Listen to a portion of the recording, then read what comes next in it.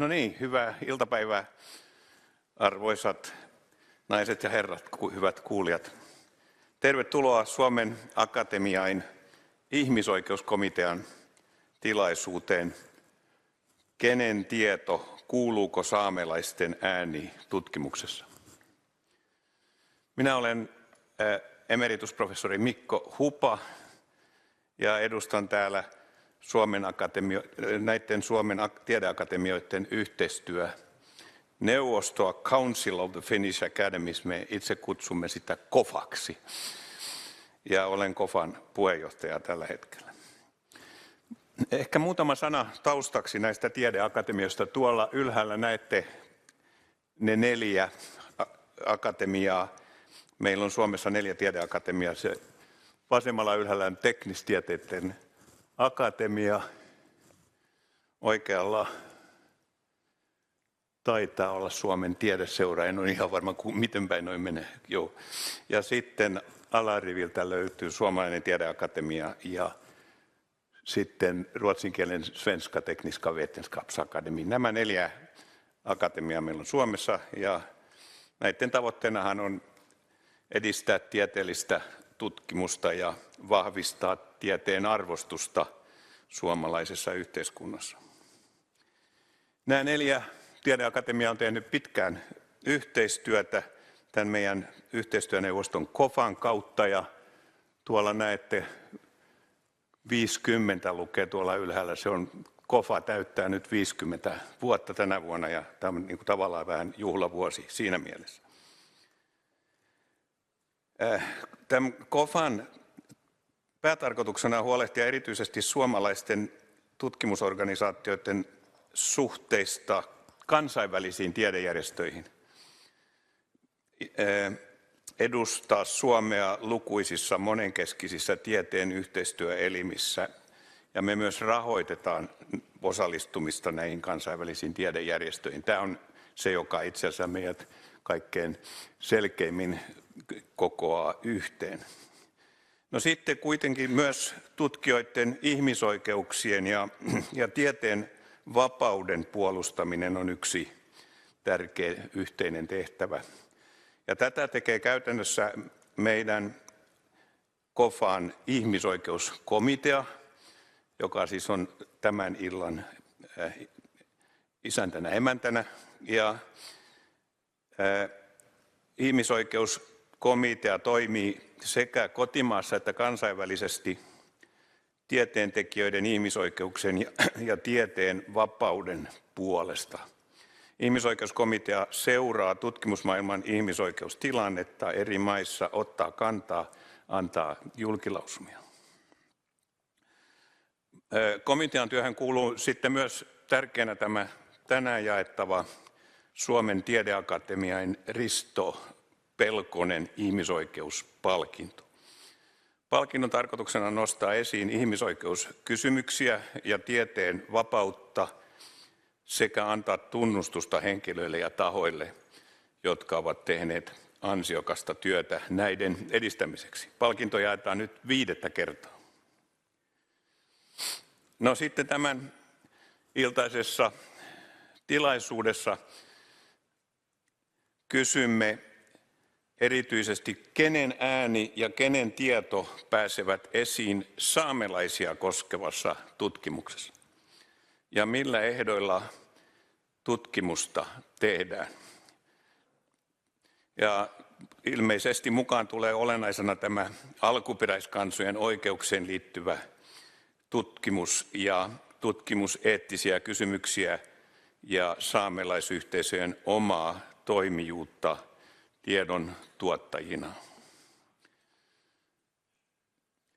Ja keskustelu tuo yhteen tutkijoita ja saamelaisia toimijoita pohtimaan, miten tutkimus voi olla oikeudenmukaista, osallistavaa ja sellaista, joka myös tunnistaa ja kunnioittaa saamelaisen tiedon erityisluonnetta.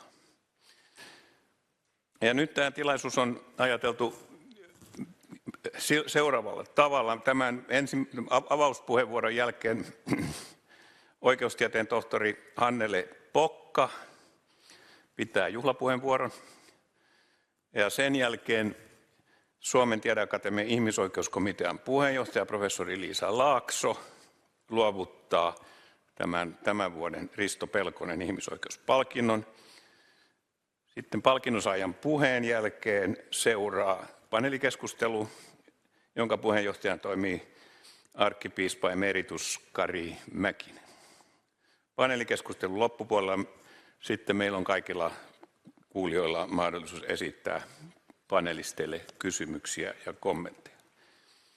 Näillä sanoilla avaan nyt tämän tilaisuuden ja toivotan kaikille kiinnostavaa ja antoisaa iltaa. Ja nyt pyydän lavalle oikeustieteen tohtori Hannele Pokaan. Tervetuloa. Hei. Kiitoksia. Oikein hyvää iltapäivää, hyvät juhlavieraat, naiset ja miehet. Kiitoksia oikein paljon tästä mahdollisuudesta käyttää puheenvuoro näin hienossa ja tieteellisessä juhlassa. Minun puheenvuoroni nyt ei ole kovin tieteellinen. Ajattelin puhua enemmänkin siitä, miten tässä taannoin työnsä päättäneessä saamelaisten totuus- ja sovintokomissiossa tieteen ja tutkimuksen asioita käsiteltiin, mitä me niistä sanoimme ja ennen kaikkea mitä me sanomme, mitä tarvitsisi tehdä. Ehkä myöskin kun tuolla palkinnon saajan nimi on jo taululla, niin saan käyttää tilaisuutta hyväkseni ja lämpimästi onnitella Sikke-Maria Makkaa. Tulet sitten täällä käyttämään oman puheenvuoron. Niin, saamelaisten totuus- ja sovintokomissiohan päätti työnsä viime vuonna. Jätimme ehdotuksemme, raporttimme pääministerille ja saamelaiskäräjien ja Kolttien kyläkokouksen johdolle. 68 ehdotustahan me jätimme, että miten saamelaisten oikeusasemaa tulee parantaa, ja 20 niistä koski opetusta, kieltä ja tutkimusta. En noihin menneisiin tapahtumiin sen enempää mene kuin, että se luovutustilaisuuden jälkeinen 3 päivän mittainen luenta Kansallisteatterissa, jota siis ammattinäyttelijät ja muu kulttuuriväki siellä oli lukemassa, niin se kyllä jäi varmaan meille kaikille mieleen, jotka istuimme siellä teatterissa. Et luettuina ne saamelaisten kuulemiskertomukset, meidän työhän perustui siihen, että me kuulimme saamelaisia, niin ne jotenkin muuttui eläviksi. Ja oli ihan niin kuin ne saamelaiset itse olisivat tulleet sinne teatterilavalle kertomaan niistä kokemuksistaan. Olen elämäni aikana ollut aika monissa valtion toimikunnissa, milloin jäsenenä ja milloin puheenjohtajana, mutta kyllä tämä komission työ vielä näin jälkeenpäinkin, vaikka monta kuukautta on jo mennyt siitä, kun työ päättyi, niin olisi kyllä aika erilainen juttu. Ehkä tuo Kari Mäkinen voi yhtyä, että näin oli. Ei koskaan aikaisemmin eikä luultavasti tämän jälkeenkään tule työtä, jossa päätehtävänä on istua ja kuunnella, kun ihmiset kertovat kipeistä asioista ja tehdä ne näkyviksi ja kertoa koko kansalle ja koko maailmallekin, että mitä Suomessa on tapahtunut. Mitä sitten niin kuin meihin tulee, jotka siellä komissiossa 4 vuotta, osa meistä 4 vuotta eli koko ajan olimme, niin, ja kuuntelimme näitä asioita, niin onhan se melkoinen taakka, koska emme me voida koskaan kertoa niistä kenellekään. Ne on meille uskottuja ja se koko aineistohan on tuolla säilyttynä tuolla Suomen kansallisarkistossa ja pysyy siellä aika pitkäänkin vielä kaikkein ulottumattomissa. Mutta edelleenkin olen valtavan ylpeä siitä, että saamelaiset luottivat ja halusivat meille kertoa, mitä ovat kokeneet. No tänään ehkä, kun Suomalainen tiedeakatemia ja nämä yhteistyökumppanit olette päättäneet tuoda uudestaan saamelaiskeskustelun tänne julkisille toreille ja turuille, niin ehkä on hyvä kuitenkin kysyä myöskin sitä, että no mitä se tavallinen saamelainen nyt ajattelee saamelaisista ja mitä tavallinen suomalainen ajattelee nyt saamelaisista. Saamelaisista uskon, että nekin, jotka eivät tulleet kuulemisiin, ovat jotenkin hyvillään siitä, että kerrottiin kokemuksista, jotka heillekin oli tuttuja. No suomalaiselle, joka on tutustunut komission työhön, on saattanut olla aika hämmentävä kokemus, että Suomella on oma kolonialistinen historiansa suhteessa alkuperäiskansa saamelaisiin. Mutta yleisesti täällä Suomen kansan keskuudessa valtaväestön piirissä aika hiljastahan täällä on ollut. Suomalainen yhteiskunta ei ole ryhtynyt keskustelemaan saamelaisista tai saamelaisuudesta. Se on ehkä jäänyt tämän päivän mediatulvassa Suomen velkakuorman ja Valkoisen talon päällikön jatkuvien vaihtelevien kannanottojen ja Hormuzan kriisin ja Ukrainan sodan jalkoihin, mutta ei ole kovin paljon keskustelua todellakaan ollut. No mistä suomalaisen yhteiskunnan sitten pitäisi puhua? No olisi tietysti hyvä, että noterattaisiin, että ensimmäistä kertaa saamelaisten ääni on laajasti tullut näkyville heidän kertomanaan, mitä on tapahtunut. Ja kyllä suomalaisten pitää edellyttää, että saamelaisten asema paranee.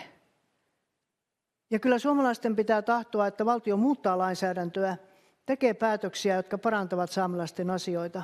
Ja sitä varten meillä on ne komission 68 ehdotusta.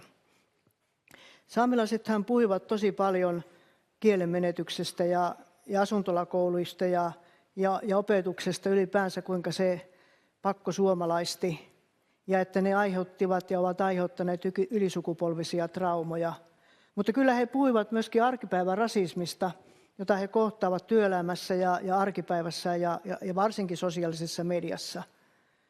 Saamelaisten perinteisten elinkeinojen ahdingosta ilmastonmuutoksen edetessä ja muiden maankäyttäjien paineessa puhuttiin niin paljon, että me komissiossa teetimme 2 dokumenttifilmiä, toisen Tenon lohenkalastuksesta ja toisen poronhoitajien asioista.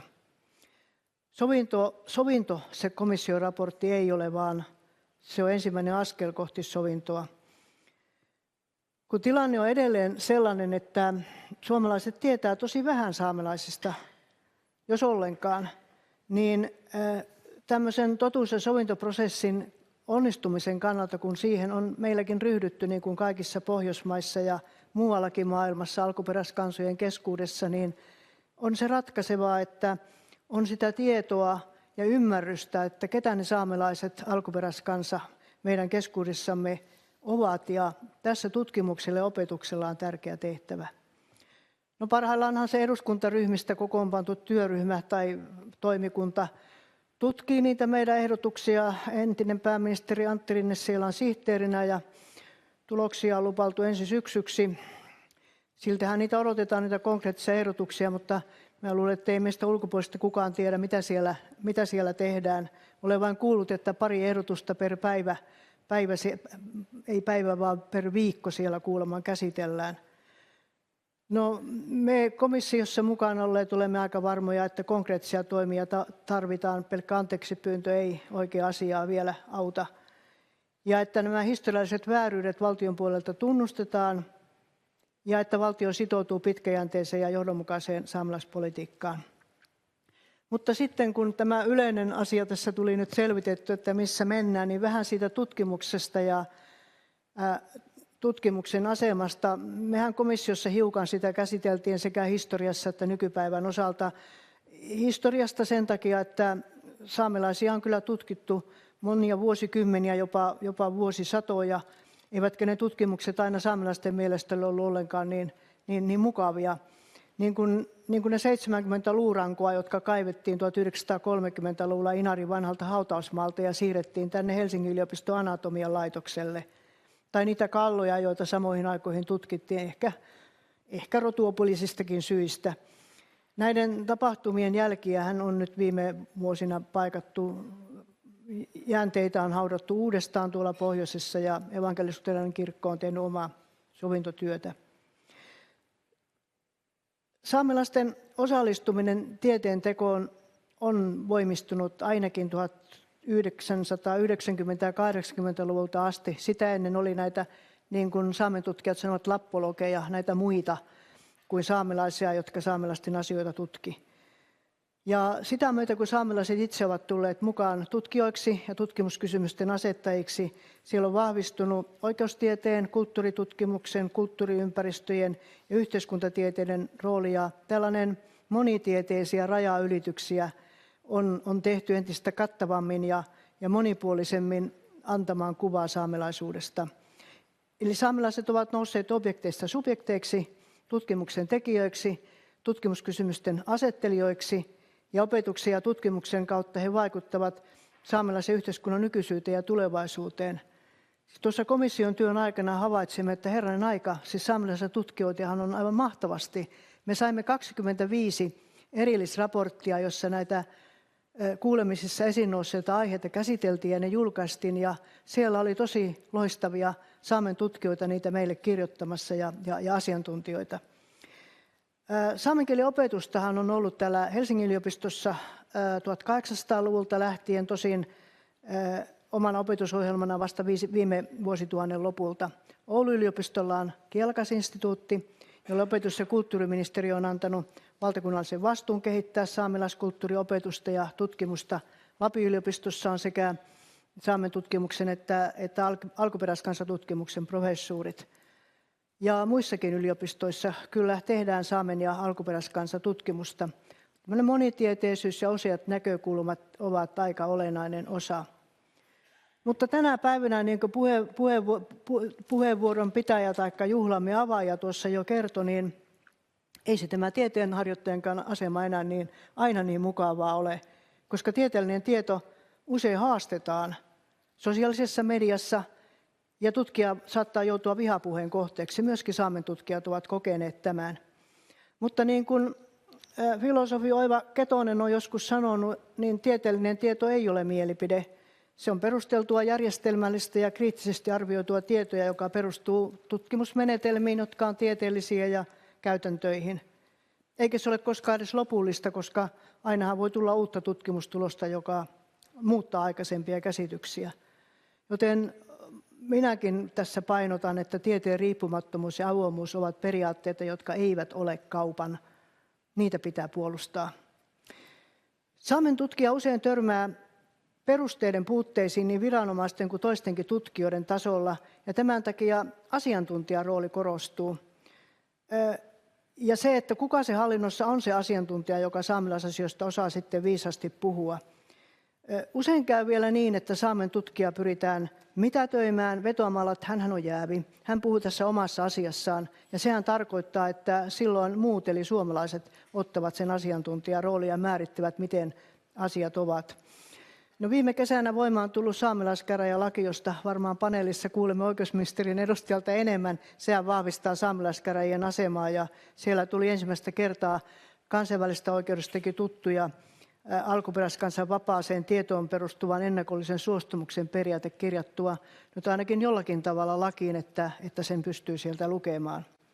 Saamelaiset itseään odottavat, että tutkimus on suunniteltu hyvin ja mielellään saamelaisille tärkeästä aiheesta.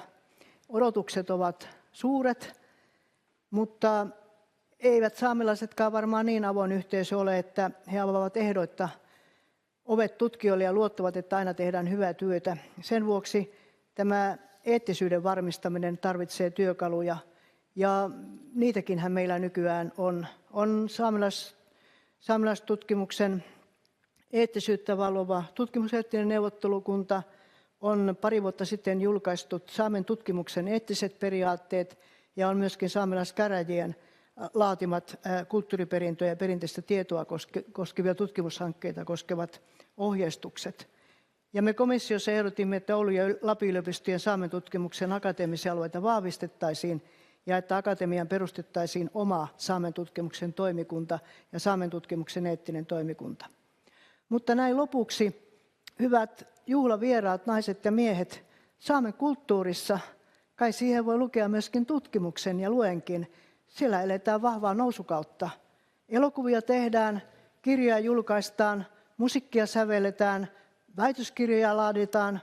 Meidän kaikkien, niin suomalaisten kuin saamelaisten, on syytä olla ylpeitä elinvoimaisesta ja elävästä saamelaiskulttuurista.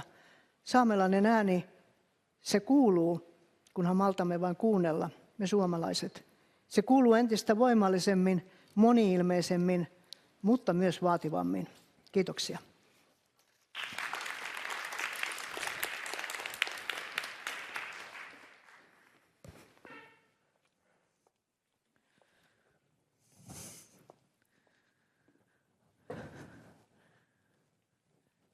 Kiitoksia hienosta juhlapuheesta Hannele Pokka. Ja minä olen siis Liisa Laakso, olen Tiedeakatemian ihmisoikeuskomitean puheenjohtaja. Ja minulla on nyt ilo jakaa tämä Suomen Tiedeakatemian Risto Pelkonen ihmisoikeuspalkinto. Palkinnon on aiemmin saaneet Scholars at Risk Finland-verkosto, Suomen Kansallisteatteri, näytelmästä dosentit, sitten Historioitsijat ilman rajoja Suomessa ry ja viime vuonna palkinnon sai Hanna Noinek THL:stä. Tämän vuoden palkinnon saa filosofian tohtori, dosentti Sikka-Maria Makka, Oulun yliopiston Kielakas-instituutin johtaja ja saamelaisen kulttuurin yliopiston lehtori. Ja luen nyt nämä palkinnon perustelut. Joulukuussa 2025 julkaistun saamelaisten totuus- ja sovintokomission loppuraportin myötä saamelaisen alkuperäiskansan oikeuksiin kohdistuu laajaa mielenkiintoa. Näihin oikeuksiin kuuluvat myös saamelaisten tutkijoiden oikeudet. Sikka-Maria Makka on työllään osoittanut, kuinka vapaa tutkimus tukee alkuperäiskansan oikeuksia ja kuinka nämä oikeudet tukevat tutkimusta. Saamelaisen kulttuurin erityispiirteiden, kuten Makkan oman tutkimusalueen saamelaisen käsityön eli duodjin merkitysten jäsentämisessä ja ymmärtämisessä, yhteisön osallistumisella ja osallistamisella on ratkaiseva rooli. Sikka-Maria Makka on yksi vuonna 2024 julkaistun saamelaisia koskevan tutkimuksen eettisten ohjeiden kirjoittajista. Niissä korostetaan saamelaisen tiedon, perinteiden ja kielten kunnioittamista. Nykyisessä tehtävässään Oulun yliopiston Kielakas-instituutin johtajana hän vie näitä hyviä käytäntöjä eteenpäin tieteenvapauden, kriittisyyden ja objektiivisuuden sekä tutkijoiden ihmisoikeuksien hyväksi. Tässä näin Tiedeakatemian puolesta me haluamme tällä palkinnolla erityisesti korostaa siis saamelaisen tiedon perinteiden merkitystä tieteen tutkimukselle ja sille, että tutkimus on relevanttia ja korkeatasoista. Palkintoteos on meidän 5-vuotisen perinteen mukaan toteutettu yhteistyössä Aalto-yliopiston kanssa. Taiteilija Heidi Naumasen teos, joka on nyt valittu, se sisältää 3 keramiikasta ja lasitteista valmistettua kuvitteellista polaroid-kuvaa. Taiteilija kuvailee teostaan näin. Kuvat muodostavat lyhyen sarjakuvamaisen tapahtuman, jossa valo lisääntyy, sää selkenee ja kuvassa näkyvät elementit hakevat paikkaansa. Hän sanoo ajattelevansa, että tämä kuvaa tieteen tekemisen merkityksiä. Tutkittavat asiat ovat koko ajan läsnä, mutta ne täytyy saada sanoitettua ja selkeytettyä, jotta ne voidaan havaita paremmin ja niihin voidaan tarttua. Kutsun nyt palkinnon saajan tänne lavalle saamaan tämän kunniakirjan.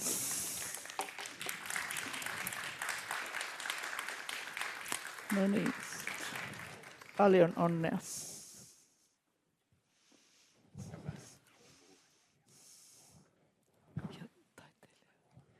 Ja taiteilija myös pyydetään tänne lavalle.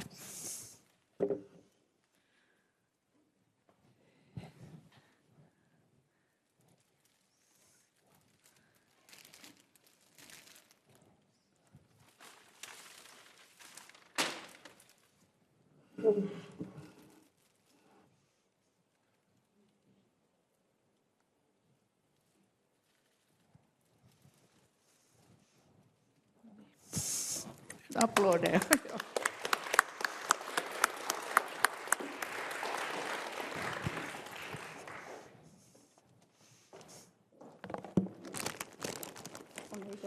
mä jään tuonne taakse.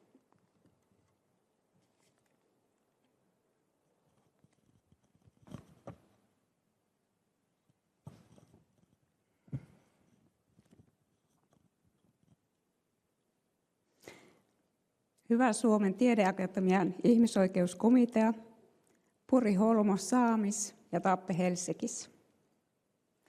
Kiitollisin ja nöyrin mielin otan vastaan Suomen tiedeakatemian Risto Pelkonen ihmisoikeuspalkinnon. Olen kiitollinen siitä, että tiedeyhteisö on katsonut työni tämän palkinnon arvoiseksi. Omat ajatukseni ihmisoikeuksien puolustamisesta ajautuivat aluksi mielenosoituksiin, banderolleihin, koviin huutaviin ääniin. Tämän stereotypian takia en aluksi nähnyt, että miten tämä palkinto liittyisi minuun. Mutta kun aikani sulattelin uutista, alkoivat oman työni lähtökohdat lopulta hahmottua. Lähtökohdat, joihin paikannan itseni saamelaisena, ja lähtökohdat, joista työni sisältö ja eettisyys kumpuavat. Tulen molempien vanhempieni puolelta porosaamelaisista suvuista, joissa vaikuttaminen omiin eli saamelaisten asioihin on ollut luonteenomaista. Esimerkiksi ukkini, Kutturan Niila, lähti jo vuonna 1947 saamelaisen Karvalakki-lähetystön kanssa presidentti Paasikiveä tapaamaan. Lähetystön tavoitteena oli viedä päättäjille viestiä siitä, että saamelaisten elinoloja oli parannettava ja että perinteiset elinkeinot oli turvattava. Vuonna 2016 taas vanhempani saivat ensimmäisen saamelaisen perinteisen tiedon palkinnon. Palkinnon jakoi Saami Arvuht-niminen saamelaisyhdistys, painottaen perinteistä yhteisöllistä tietoa, jonka ylläpitämisessä vanhemmillani on ollut keskeinen tehtävä.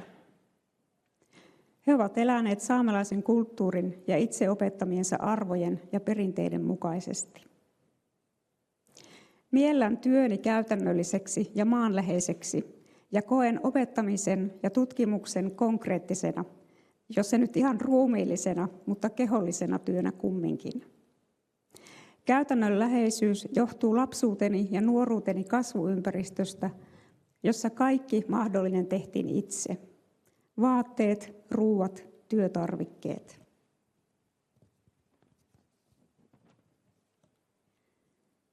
Kokemus työni kehollisuudesta taas kiinnittyy käsillä tekemiseen ja käsitteellistämiseen, jotka ovat saman ilmiön eri puolia.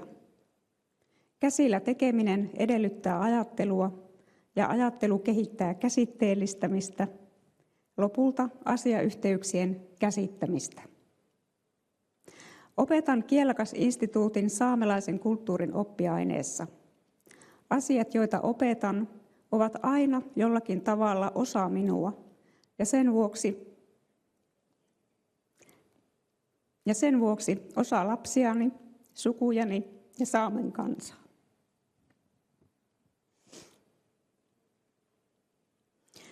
Työni vaikuttaa Perhosen Siiveniskun lailla kaikkiin saamelaisiin, edeltämenneisiin, nykyisiin ja tuleviin. Tunnen siis valtavaa vastuuta siitä, mitä teen ja miten. Toisaalta parempaakaan en tiedä. Olin tosiaan yksi saamelaisia koskevan tutkimuksen eettisten ohjeiden kirjoittajista. Tulin ryhmään, vaikka tutkimusetiikka tuntui oudolta alueelta, tai niin luulin. Työtekijänsä opettaja opettaa, joten pikkuhiljaa tutkimuseettiset kysymykset alkoivat löytää yhteyksiä saamelaisten ja laajemmin alkuperäiskansojen oikeuksiin. Aloin käsittää, että eettiset lähtökohdat, joita työryhmässämme työstimme, olivat jo olemassa. Saamelaisilla oli jo sukupolvien takaa kokemusta sellaisista tutkimuskäytännöistä, jotka eivät edistäneet saamelaisten etua ja oikeuksia. He tiesivät jo, mitä tutkimusprosessiin kuuluvia seikkoja tulee vähintään ottaa huomioon, jos halutaan tutkia saamelaisia. Ne tuli vain sanoittaa ja muotoilla ohjeisiin.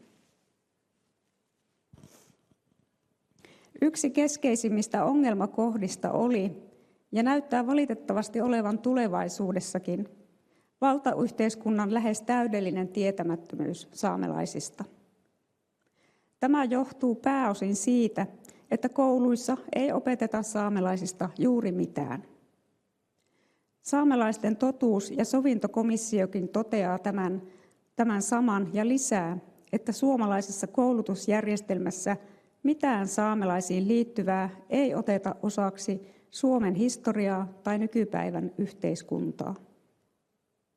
Kun valtayhteiskunta ei näe saamelaisia alkuperäiskansana suomalaisessa yhteiskunnassa, mielletään saamelaisten kielelliset ja kulttuuriset oikeudet erityisoikeuksina.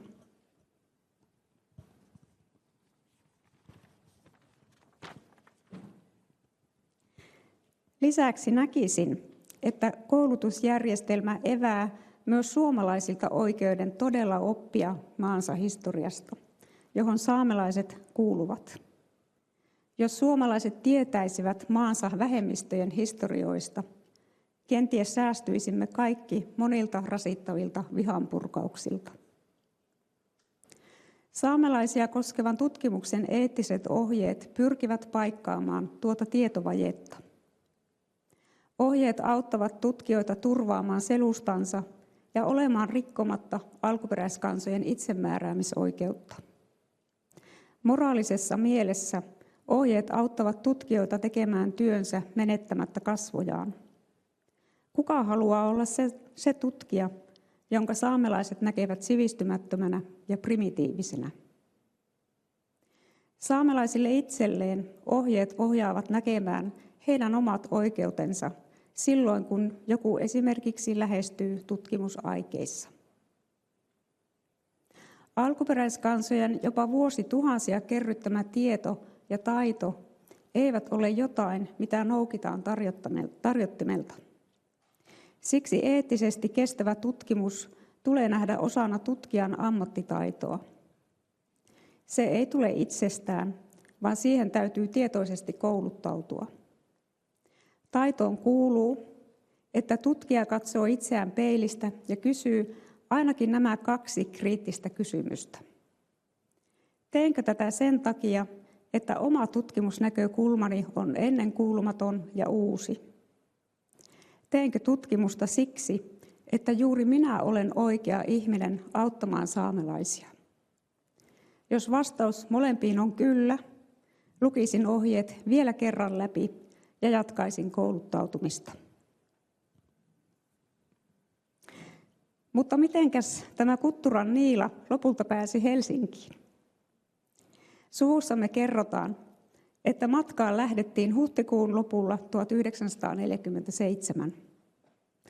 Niilan olisi Kutturasta lähdettyään ensin ylitettävä Ivalonjoki, hiihdettävä 40 kilometrin taival Nelostielle, matkustettava 300 kilometriä Rovaniemelle ja arvatenkin istuttava vielä toinen vuorokausi junassa Helsinkiin mennessä. Riitu-mummomme katselee pirtin ikkunasta, kun ukki laskeutuu rantatörmää alas ja lähtee ylittämään kevään pehmittävää Ivalonjokea. Mummo seuraa, kuinka juuri ennen vastarantaa Niila yhtäkkiä putoaa kainaloitaan myöten jään läpi.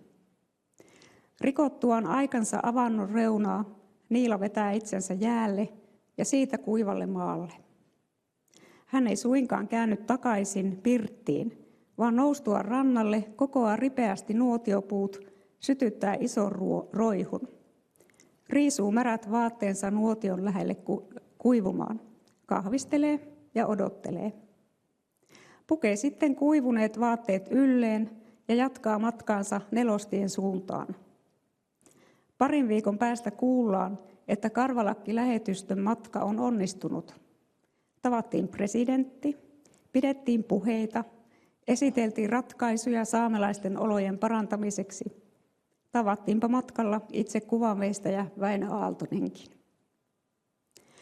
Toivon ukkini kaltaisen sinnikkyyden ja määrätietoisuuden kantavan minua ja muita saamelaisia vaikuttajia tulevaisuudessakin. Spässep, takka, kiihtu, Kiitos.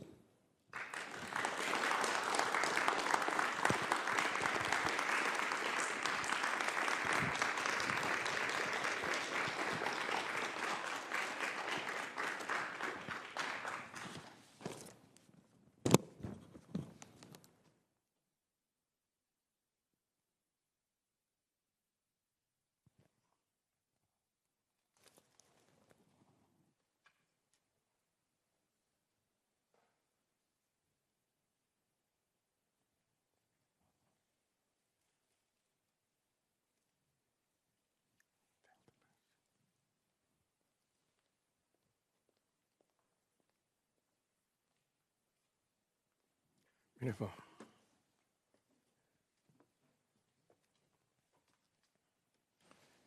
Joo.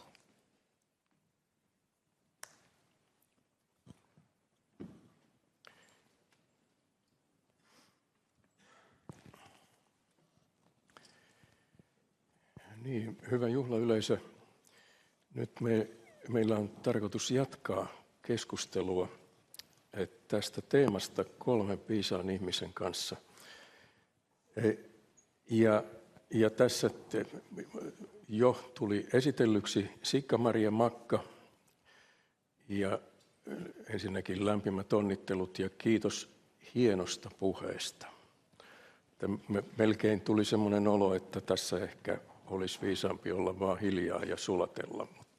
Mutta meidät on nyt tähän tuotu ja me katsomme, mihin me tästä päädymme. Ja sinä toimit siis Gielagas-instituutin johtajana Oulun yliopistossa tällä hetkellä.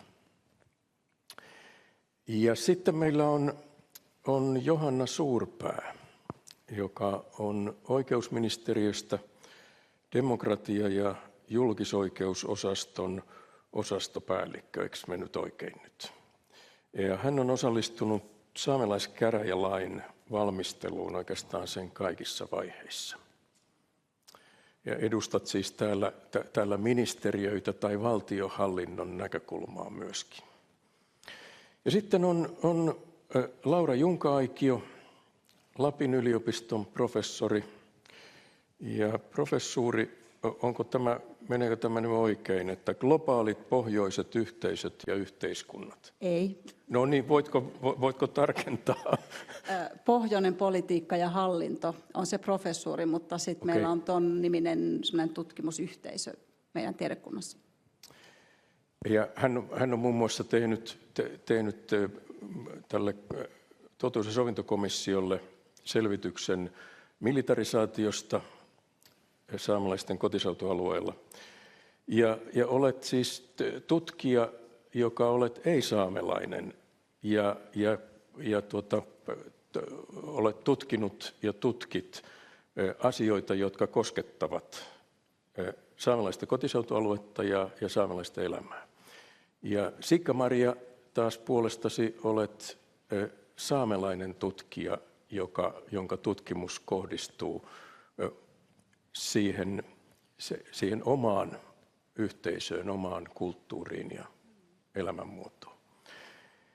Ja niin, minun nimeni on siis Kari Mäkinen ja olin mukana tässä saamelaisten totuus- ja sovintokomissiossa. Ja oikeastaan yksi niistä isoista kokemuksista, joka sen työn mukana tuli, oli se, että vähitellen, kun kuuntelimme, niin kuin Hannele Pokka tuossa kertoi, kuuntelimme saamelaisten kertomuksia ja aloin ymmärtää, että kun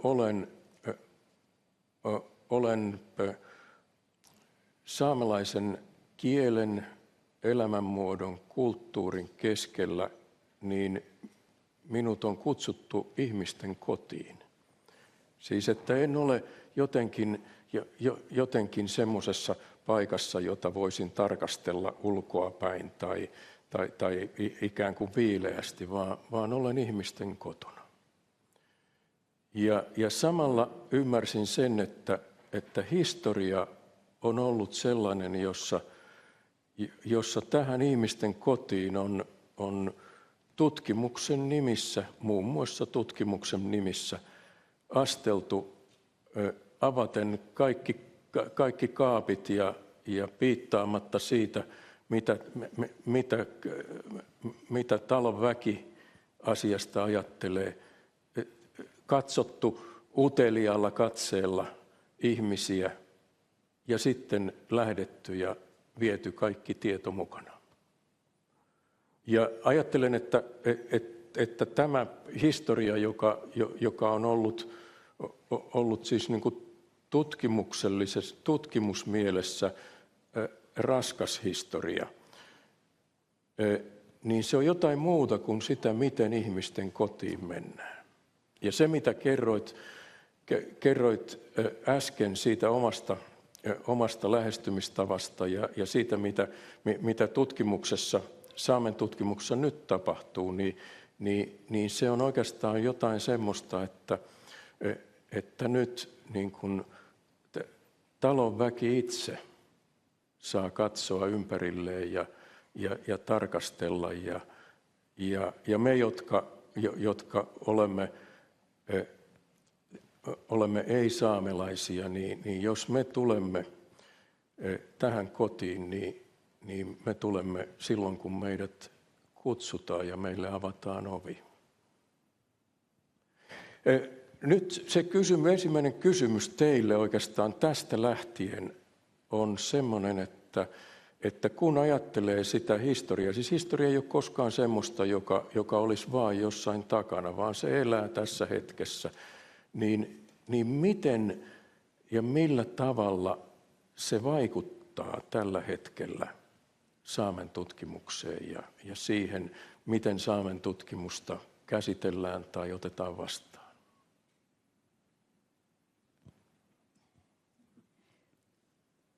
Niin, että syvään päätyy sitten heti. Että... No niin, sepäs se. Niin, eli kysyit, että mitä historia merkitsee? Niin, miten se tuntuu tässä päivässä?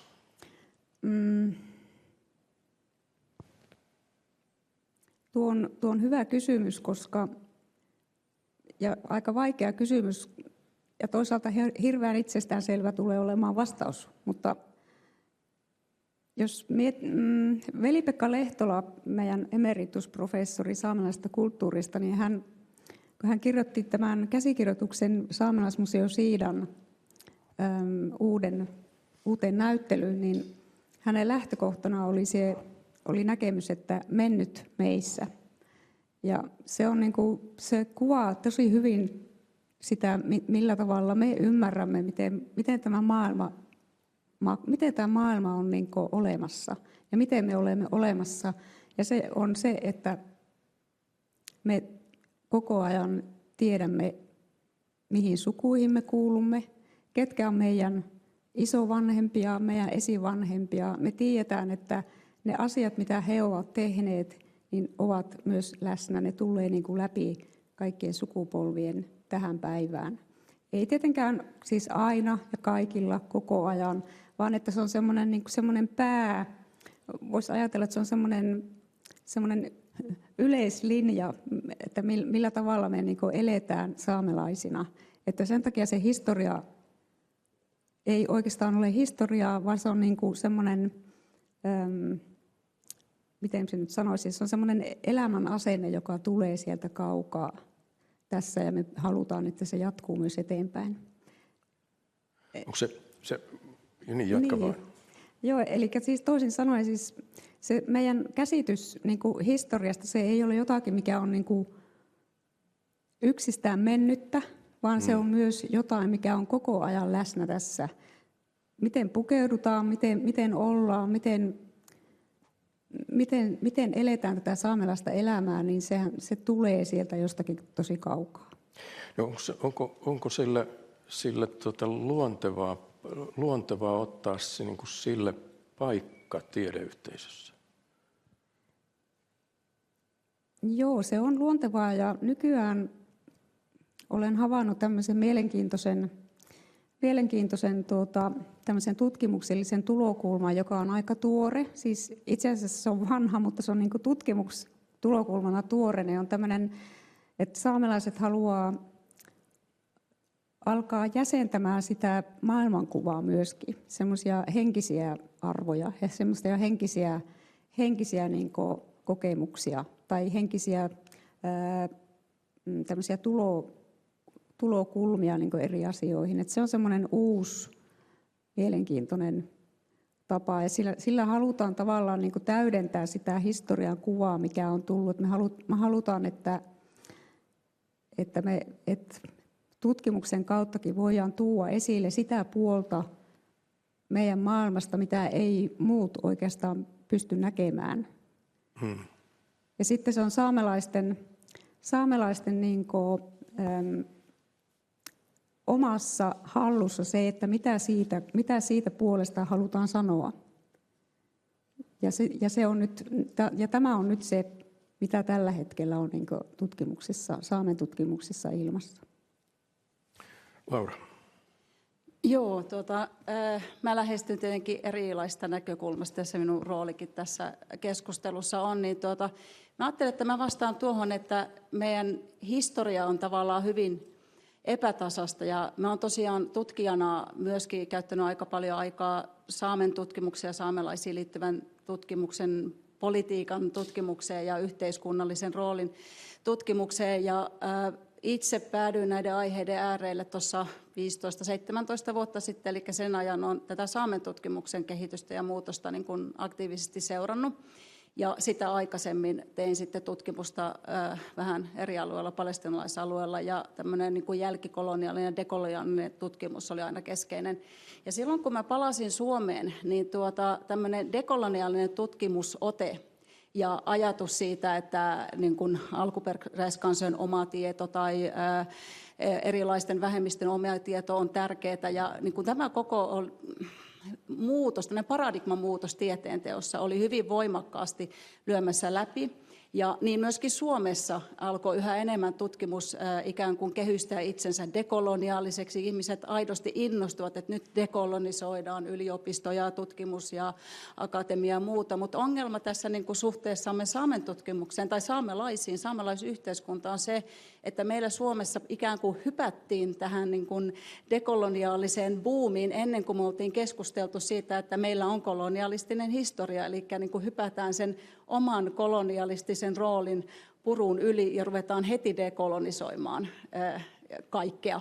Ja tämä on niin kuin yksi mun mielestä semmoinen haaste, että me voidaan niin kuin hyvinkin juhlia sitä, että esimerkiksi se muutos, mitä vaikkapa Lapin-yliopistolla, mitä mä oon nähnyt tässä 15-17 vuoden aikana, on huima. Saamelaiset on aivan eri tavalla näkyviä toimijoita tutkimuksessa kuin silloin aikoinaan, mutta samaan aikaan saamelaisten kokema esimerkiksi kilpaileva maankäyttö, saamelaisten elinkeinojen ahdinko, kaikki tämä niin kuin kolonialismi konkreettisella tasolla on syventynyt. Eli me ei mitenkään voida katsoa meidän yhteiskuntaa olevan jossain niin kuin dekolonisaatio-aallonharjalla, vaan semmoinen konkreettinen kolonisaatio monin tavoin syvenee.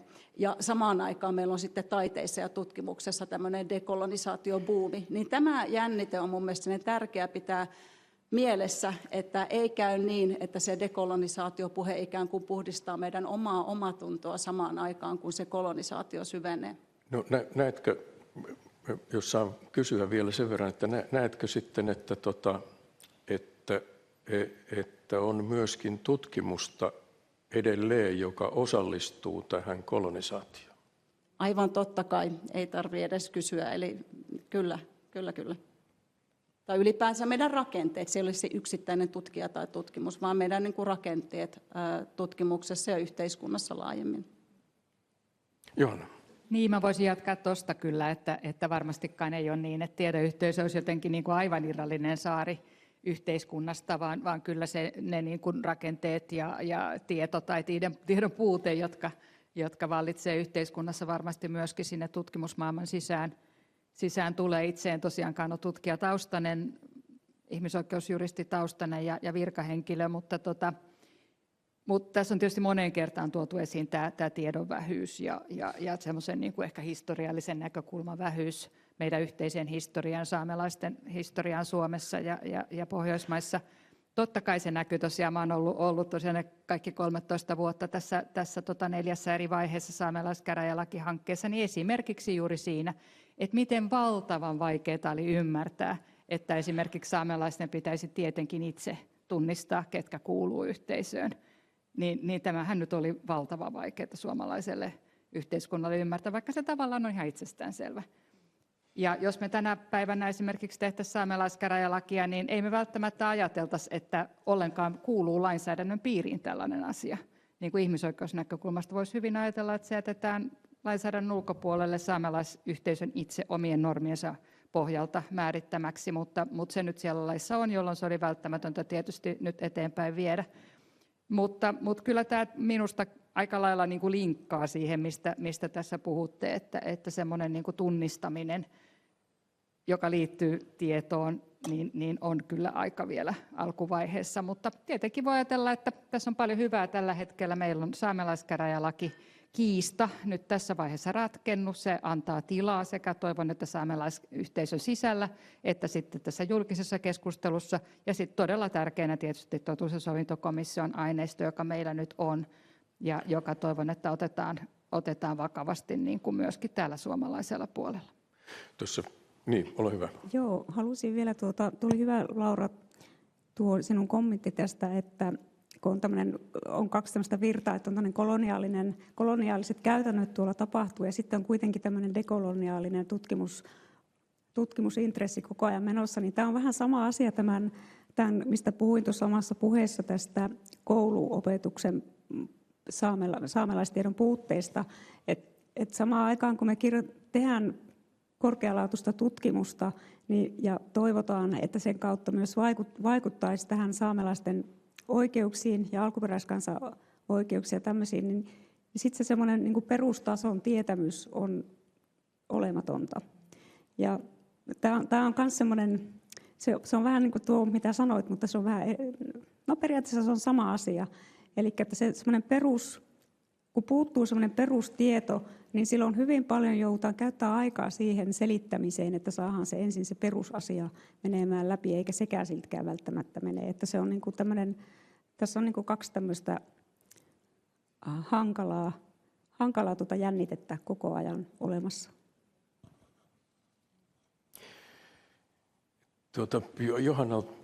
Johannalta haluaisin vielä kysyä sitä, että kun tässä tuli esille paitsi tämä tämmöinen jännite, jonka keskellä eletään, että toisaalta saamen tutkimuksen eettiset periaatteet on hahmotettu ja otettu vastaan ja tämmöisen niin kuin yhteisöllisen hyväksynnän ideat on olemassa. Ja samanaikaisesti on rakenteissa semmoisia, jotka ikään kuin vetää mattoa jalkojen alta. Mutta Johanna, sulla on siis niin kuin alkuperäiskansan oikeuden näkökulma myöskin globaalisti. Et miten sä ajattelisit, että onko tämä niin kuin semmoinen tilanne, joka on niin kuin muualla samanlainen, vai onko tässä jotain semmoista, joka on suomalaista erityisyyttä? No kyllä varmaan, jos katsoo vaikka niin kuin YK-näkökulmasta, niin onhan alkuperäiskansa-asiat noussut ihan eri lailla framille. Ja olin itse vaikkapa Maailmanpankissa, joka sekin nyt on jotenkin joutunut heräämään siihen, että alkuperäiskansat pitää globaalisti ottaa huomioon.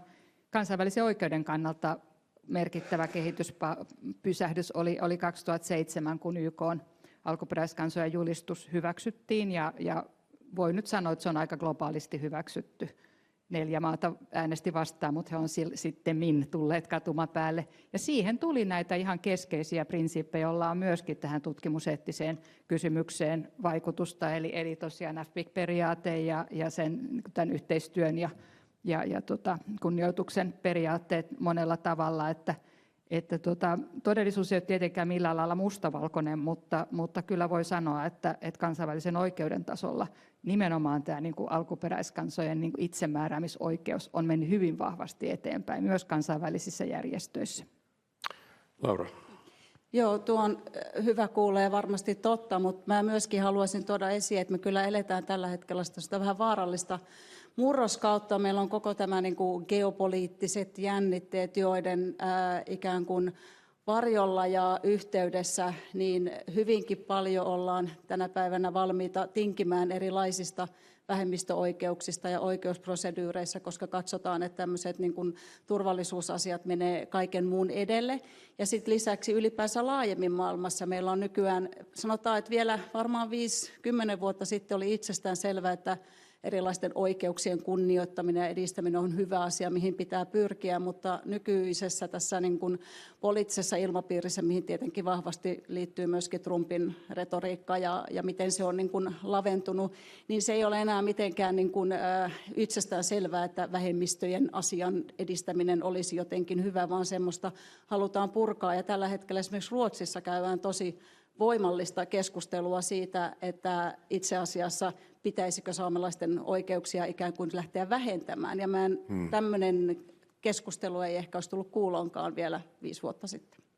Tuntuuko sitä... Ei ole mustavalkoista tokikaan, on näitä eri trendejä samaan aikaan. Tuntuuko tämä muutos tutkimusyhteisössä? Tuntuuko se vaikuttavan vaikkapa siinä, miten rahoja heltiää? Kukas vastaa sinä jotain? No just mietin, että minä en oikeastaan osaa sanoa, kun minulla on tämä tutkimus jäänyt tämän johtamisen jalkoihin viime aikoina, mutta joo, en tiedä. Mutta tiedän sen, että Ruotsissa on nyt tosi vaikea tilanne tällä hetkellä ja siellä on ollut jo jonkun vuoden nyt semmoinen hankala. Varsinkin porosaamelaisilla on ollut tosi vaikeaa siellä. Mutta tähän en osaa kyllä ainakaan minä vastata. No tietenkin tutkimusrahoituksessa on se, että ihan linjaukset siitä, että mitä rahoitetaan, niin sanotaan, että tässä on ollut sinänsä ehkä suhteellisesti paremmat vuodet, että on ollut selkeästi, että on haluttu rahoittaa alkuperäiskansatutkimusta, on haluttu rahoittaa niin kuin sustainability, kaikki tämä kestävyys ja alkuperäiskansojen tieto, niin on ollut niin kuin paljon halua kanavoida rahaa siihen. Ja mä en usko, että se on tavallaan kadonnut, mutta nythän meillä on tietenkin kilpailevana sitten kaikenlainen niin kuin turvallisuus- ja turvallistamisrahoitus. Ja itse asiassa just 1-2 viikkoa taaksepäin olin moderoimassa yhtä keskustelua, missä puhuttiin akateemisesta vapaudesta Yhdysvalloissa. Ja siellä meillä oli suorasanaista keskustelua siitä, että okei, nyt ei enää saa mainita ilmastonmuutosta, ei saa mainita alkuperäiskansoikeuksia, ei saa mainita sitä. Ihmiset freimaavat ne samat, tekevät mitä tekevät ja freimaavat se, mitä haluavat tutkia uusin tavoin. Että totta kai yhteisöt myös pystyy niin kuin luovimaan, mutta en mä niin kuin näe, että tällä hetkellä olisi mitään hyökkäystä varsinaisesti tutkimusrahoituksen ja tutkimusmaailman puolelta. Että enemmänkin se on sitten menee tälle puolelle, että millainen vaikutus tutkitulla tiedolla on ja kenen ääni kuuluu, kun ruvetaan implementoimaan tutkittua tietoa käytännössä. Eli minkälaiset intressit menee edelleen, niin mä pelkään, että sitä kautta se enemmän vaikuttaa saamelaisten oikeuksiin ja muutenkin erilaisten ryhmien oikeuksiin. No miten onko sitten teidän kokemuksessa, kuuluuko tutkijoiden ääni? Vai hukkuuko se tämmöiseen popularisoivaan tulvaan, joka julkisuustulvaan? Saamelaisten tutkijoiden. Saamelaisten tutkijoiden ja Saamen tutkimuksen. No, mulla on semmoinen tuntuma, että Saamen tutkimushan on aika kiinnostavaa tutkimusta nykyään ja se on aika tunnettuakin, päässyt aika hyvin esille. Mutta onko oikeassa, kun mä mietin tätä tutkimuskenttää, miltä se nyt näyttää ja miten eri saamelaisiin niin liittyvät tutkimushankkeet, miten ne niin liittyy saamelaisiin, on aika niin sanotusti pehmeitä aiheita, että ei välttämättä ole semmoisia kovia ilmastonmuutoskysymyksiä juurikaan ihan niin paljon, vai? Että se on niin kuin, että Saamen tutkimus on niin kuin näkyvää tämmöisissä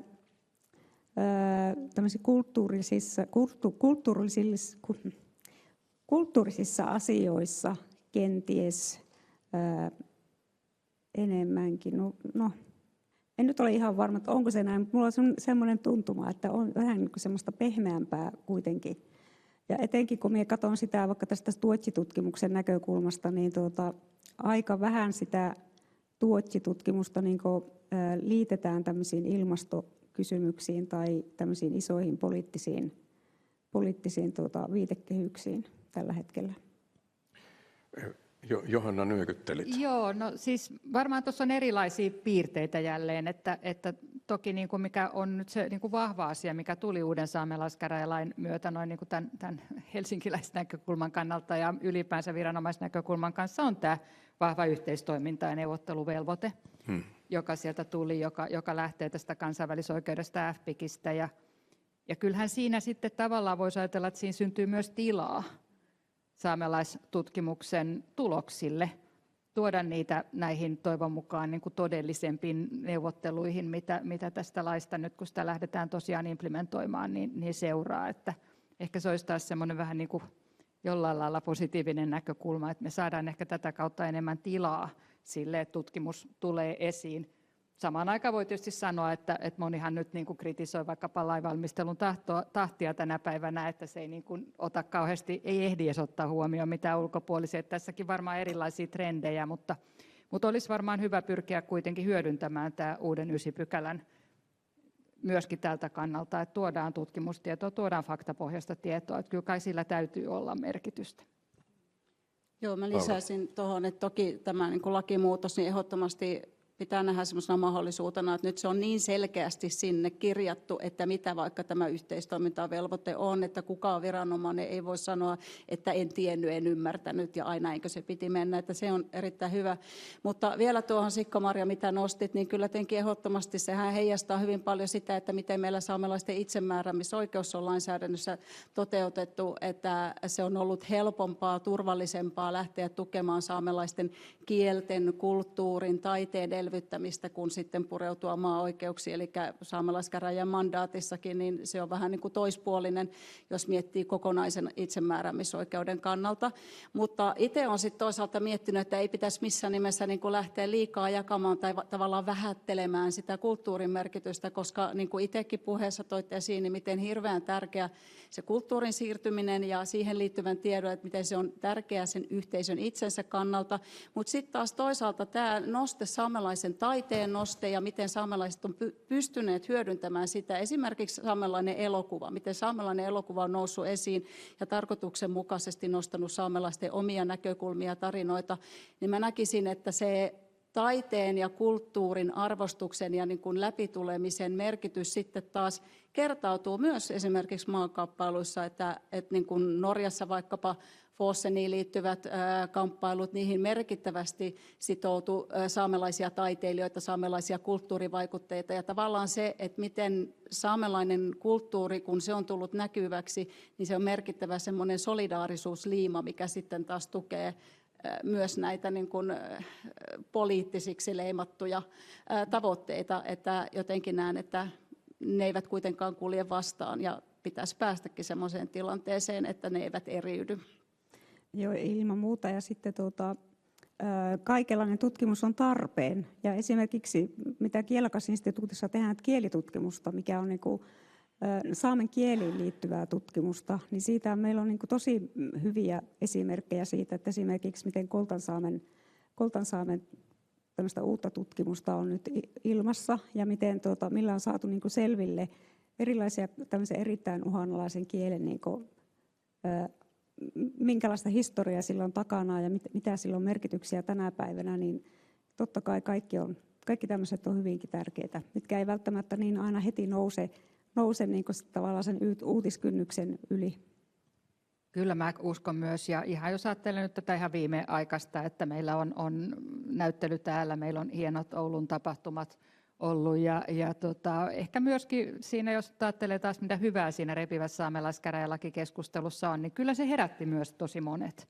Meillä näkyi Helsingissä julisteita täällä joka paikassa, ja saamelaisnuoret oli hyvin näkyvästi esillä, niin monet herätti siihen, että enpäs tiennytkään, enpäs ole ajatellutkaan tätä asiaa. Ja kyllä sekin voi pohjustaa sit tiettyjä muutoksia jatkossa. Saanko mä lisätä tuohon yhden pienen asian? Se oli jännittävä silloin, kun oli tämä saamelaiskäräjälakimuutoskeskustelu, niin hirveän moni sitten oli sillä, että voi kauheata, tämmöistäkö tämä vihapuhe on saamelaisia kohtaan ja voi kauheata ja ihan hirveätä kielenkäyttöä. Ja me, jotka ollaan tätä seurattu vuosikymmenet, me oltiin että siis että nyt tämähän on niin kuin ihanampaa kuin ikinä, koska vihdoinkin kuuluu myös saamelaisten ääni siinä keskustelussa. Tämä on ensimmäistä kertaa, kun meillä on keskustelu, koska tähän asti niin kuin saamelaiset äänet on puuttunut tästä kokonaan, tai sanotaan, että saamelaista itsemääräämisoikeutta puolustavat äänet on puuttunut tästä keskustelusta, että itse kanssa ajattelin, että se saamelaiskäräjälakiin kiinnittynyt keskustelu oli hirveän tärkeä, koska sitä kautta myös semmoinen tietynlainen mystiikka tästä kuka on saamelainen keskustelusta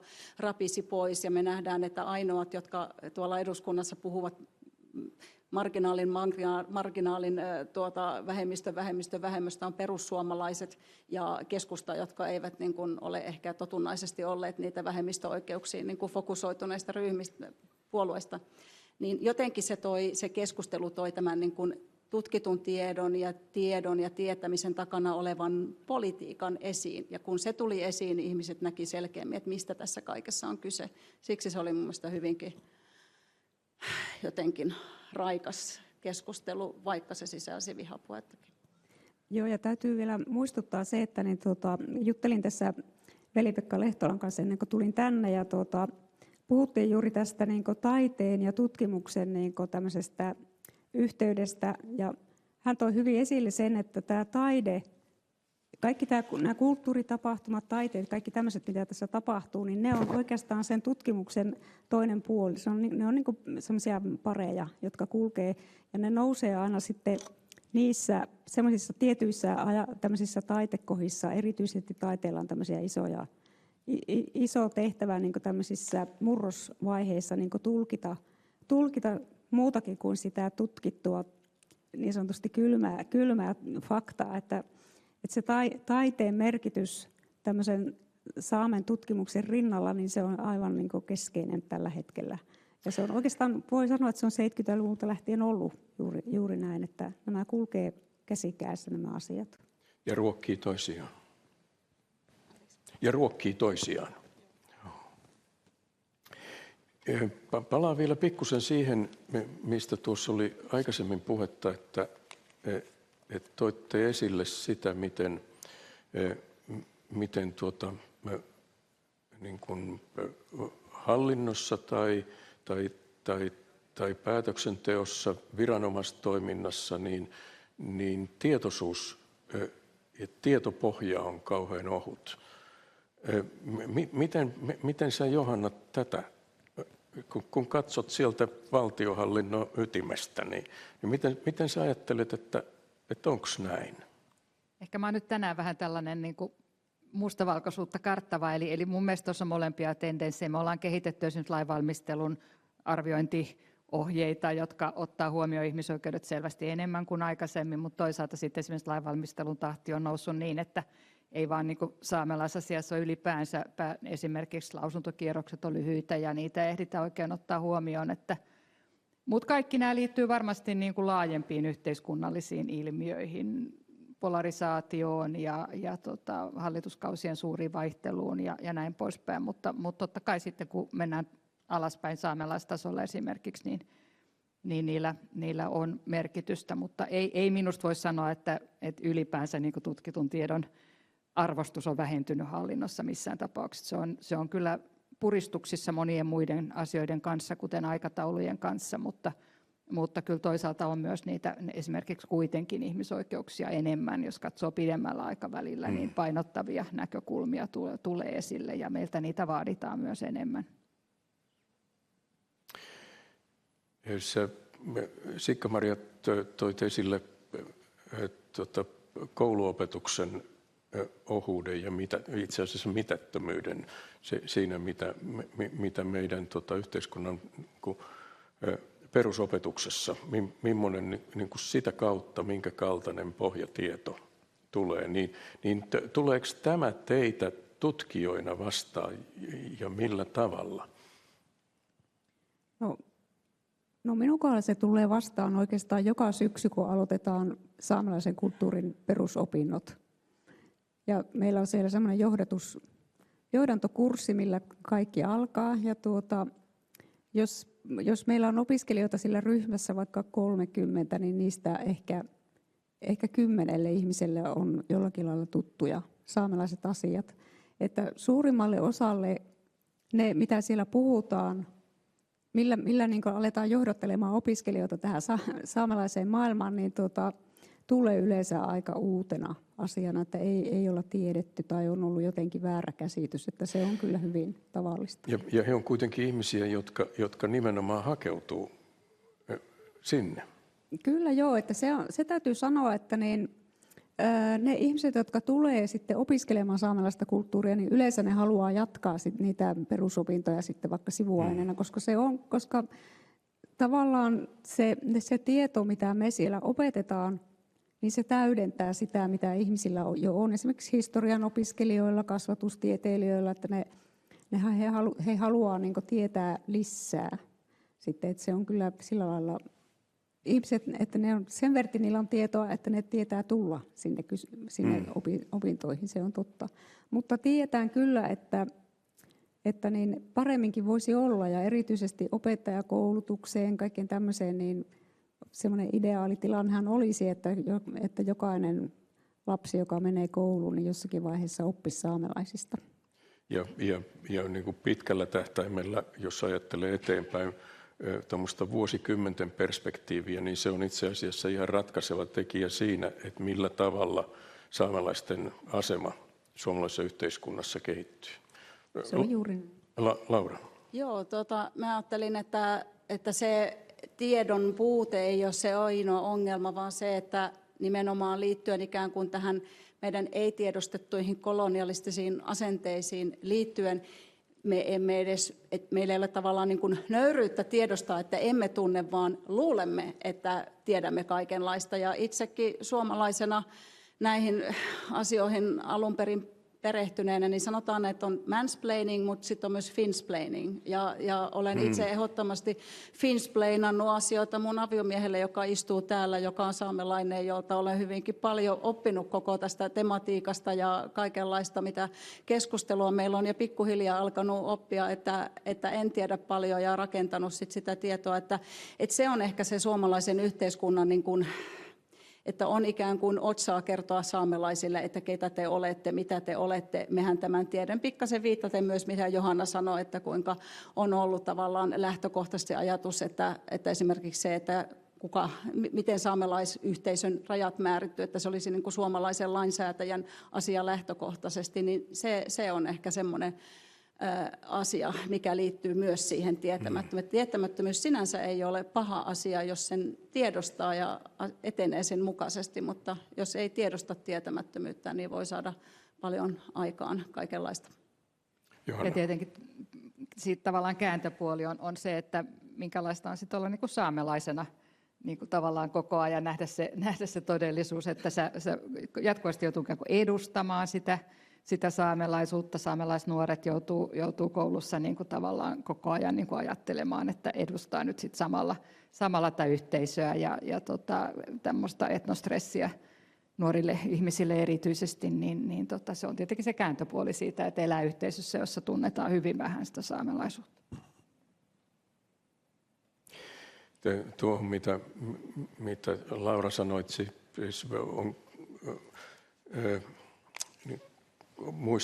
muistan näissä keskusteluissa, mitä komission yhteydessä on käyty, niin muistan myöskin sen kaltaisia viestejä joiltain tutkijoilta, että niin kuin tämmöistä saamen tutkijoiden hyväksikäyttöä, koska on jotenkin hienoa, me saadaan ehkä paremmin rahaa, jos me otetaan tähän porukkaan saamelaisiakin mukaan ja saamen tutkijoita, jolloin niin kuin rooli on ikään kuin tämmöinen niin kuin vähän niin kuin, että tuodaan no tämä on ehkä karkeasti sanottu, mutta vähän tämmöinen niin kuin eksoottinen sävy siihen, niin onko tämä tuttua teille? Kyllä. Tämä on tuttua ja me olemme Kielakaksessakin tähän törmänneet. Mutta meillä on myös hyviä kokemuksia siitä, että miten, vaikka nyt rahoituksia nyt ei siitä justiin saatu, mutta on myös hyvää kokemusta siitä, että miten on myös tietoisuutta yliopistomaailmassakin siitä, että niin tiedetään, että jos halutaan tehdä tutkimusta saamelaisten kanssa, todellakin tullaan silloin hyvissä ajoin liikenteeseen. Että meillä on myös hyviäkin kokemuksia, mutta on kokemuksia myös siitä, että me tiedetään, että nyt ollaan liikkeellä siinä toivossa, että saadaan rahaa, että me lähdetään matkaan. Lähdettäisiin matkaan. Mutta siis myöskin hyviä kokemuksia.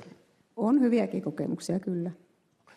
Että kaikki ei niin kuin lähesty saamen tutkijoita siinä mielessä, että miten me voidaan käyttää noita hyväksi, vaan niin kuin ihan vilpittömässä mielessä. Joo, tämä voi tunnistaa siitä, että sitten kun ollaan hyvissä ajoin liikenteessä, niin silloin voidaan niin kuin yhdessä alkaa miettimään, että mikä voisi olla niin kuin tutkimushankkeen niin kuin päämäärät tai tavoitteet. Meillä on tämmöisestä hyviä kokemuksia, mutta on myös kokemuksia semmoisesta, että voi melkein aina sanoa, että milloin on joku rahoituksen deadline tulossa, kun alkaa tulla ihmeellisiä pyyntöjä yhteen jos toiseen hankkeeseen. Ja silloin tietää, että okei, nyt on kohta on deadlineit, että se on tavallista kyllä. Mites Laura? Joo, siis ehdottomastihan se on ilmiö, että niin kun lähdetään kiireesti etsimään se tarpeellinen saamelainen, että voidaan ruksia se, mutta tosiasiassahan tämä nimenomaan kertoo semmoisesta positiivista vallan siirtymästä, että jotenkin jotakin rakenteellista on muuttunut, missä yhteydessä yhtäkkiä onkin tärkeää sanoa, että me osallistetaan, meillä on saamelainen elementti tässä, me otamme huomioon ja tämä niin kuin liittyy myös niihin tutkimuseettisiin ohjeisiin, että ikään kuin suomalainen tutkimusyhteisö joutuu ottaa vakavasti, että me emme voi lähteä tekemään pohjoista tutkimusta ilman, että me olemme näitä asioita miettinyt. Ja totta kai siinä sitten niin kuin ainahan jokainen edistysaskel avaa sitten uusia kamppailuja ja uusia hankaluuksia. Yksi hankaluus on sitten se, tavallaan yhteisöjen nääntyminen sen niin kuin hillittömän tutkimusintressin alle, kun kaikki haluavat osallistua ja kaikki haluavat ennakkosuostumuksen saamelaiskäräjältä johonkin rahoitushakemukseen, jota niin kuin, tavallaan se niin kuin yhteisön kuormittuminen. Ja silloin tietenkin tärkeää olisi se, että meillä on oikeasti mekanismit, jotka pystyy takaamaan sen, että tämmöinen niin kuin saamelaisuudella ratsastava tutkimus on oikeasti semmoista, mikä vastaa sen yhteisön tarpeisiin, että se ei ole vaan siihen päälle liimattua.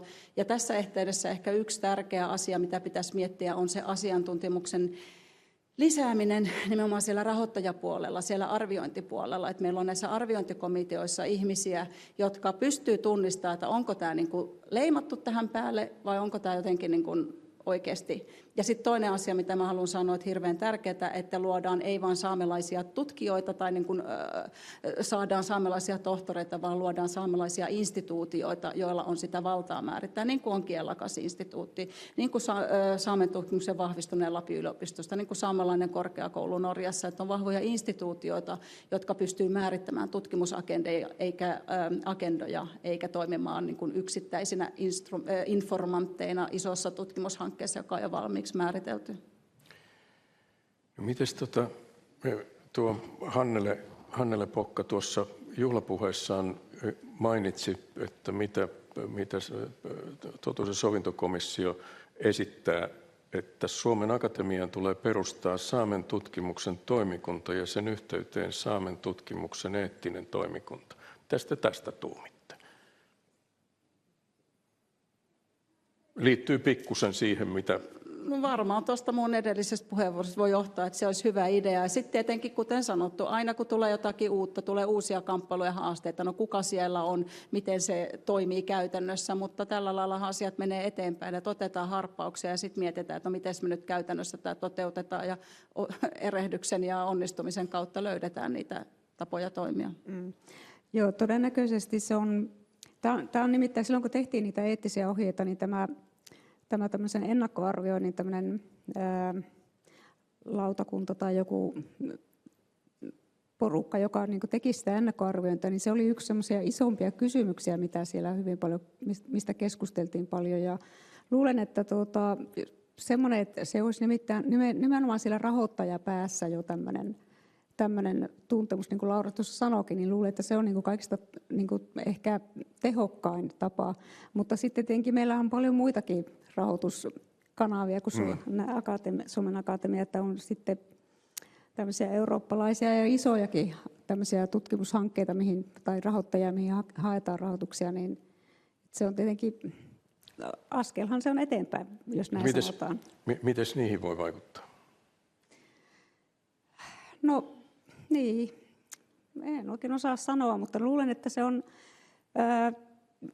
näiden eettisten ohjeiden tulo niin sanotusti markkinoille, niin se on kyllä vaikuttanut siihen, että kyllä niin ainakin suomalaisissa yliopistoissa aika hyvin on, ei nyt siis täydellisesti, mutta aika hyvin on niin huomioitu tämä saamelaisten läsnäolo ja niin ne saamelaisten oikeudet tässä tutkimuksessa. Mutta sitten kun mennään tuonne kansainvälisille agendoille, niin se on tietenkin iso kysymys, että en tiedä, kuinka se mahdollisesti sieltä sitten sinne menisi se tieto. Johanna. Kyllä mä myös uskon, että instituutioilla on merkitystä jatkuvuuden kannalta ja sitten myöskin tämmöisen niin kuin dialogin kannalta, että ne on myös semmoisia sitten, jotka pystyy muun yhteiskunnan kanssa uskottavasti käymään dialogia ja tuottamaan tietoa, että kyllä vaikuttaa siltä, että se on hyvin kannatettava suunta ja kyllähän meillä vaikkapa tietenkin vähän eri asemassa ei voi samaistaa, mutta meidän ruotsinkieliselle väestölle on hyvin tärkeää se, että on omia instituutioita ja on niin kuin jatkuvuutta sitä kautta.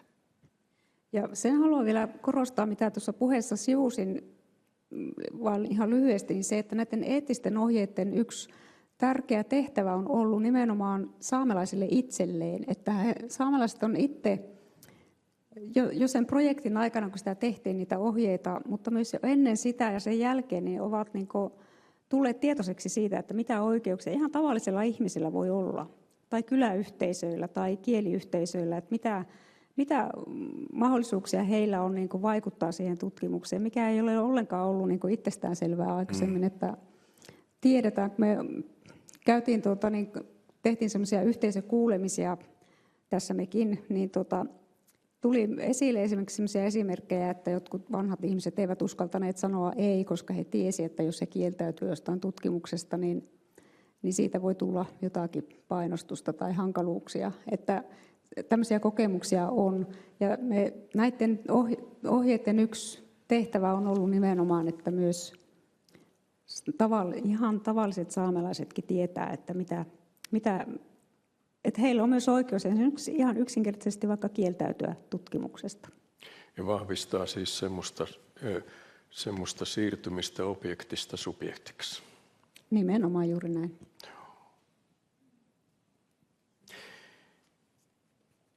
No sitten ehkä palaan vähän alkuun oikeastaan siihen, mitä Sikka-Maria ensimmäisessä puheenvuorossa puhuit siitä saamelaisen kulttuurin ja alkuperäiskansan tiedon semmoisesta ominaislaadusta.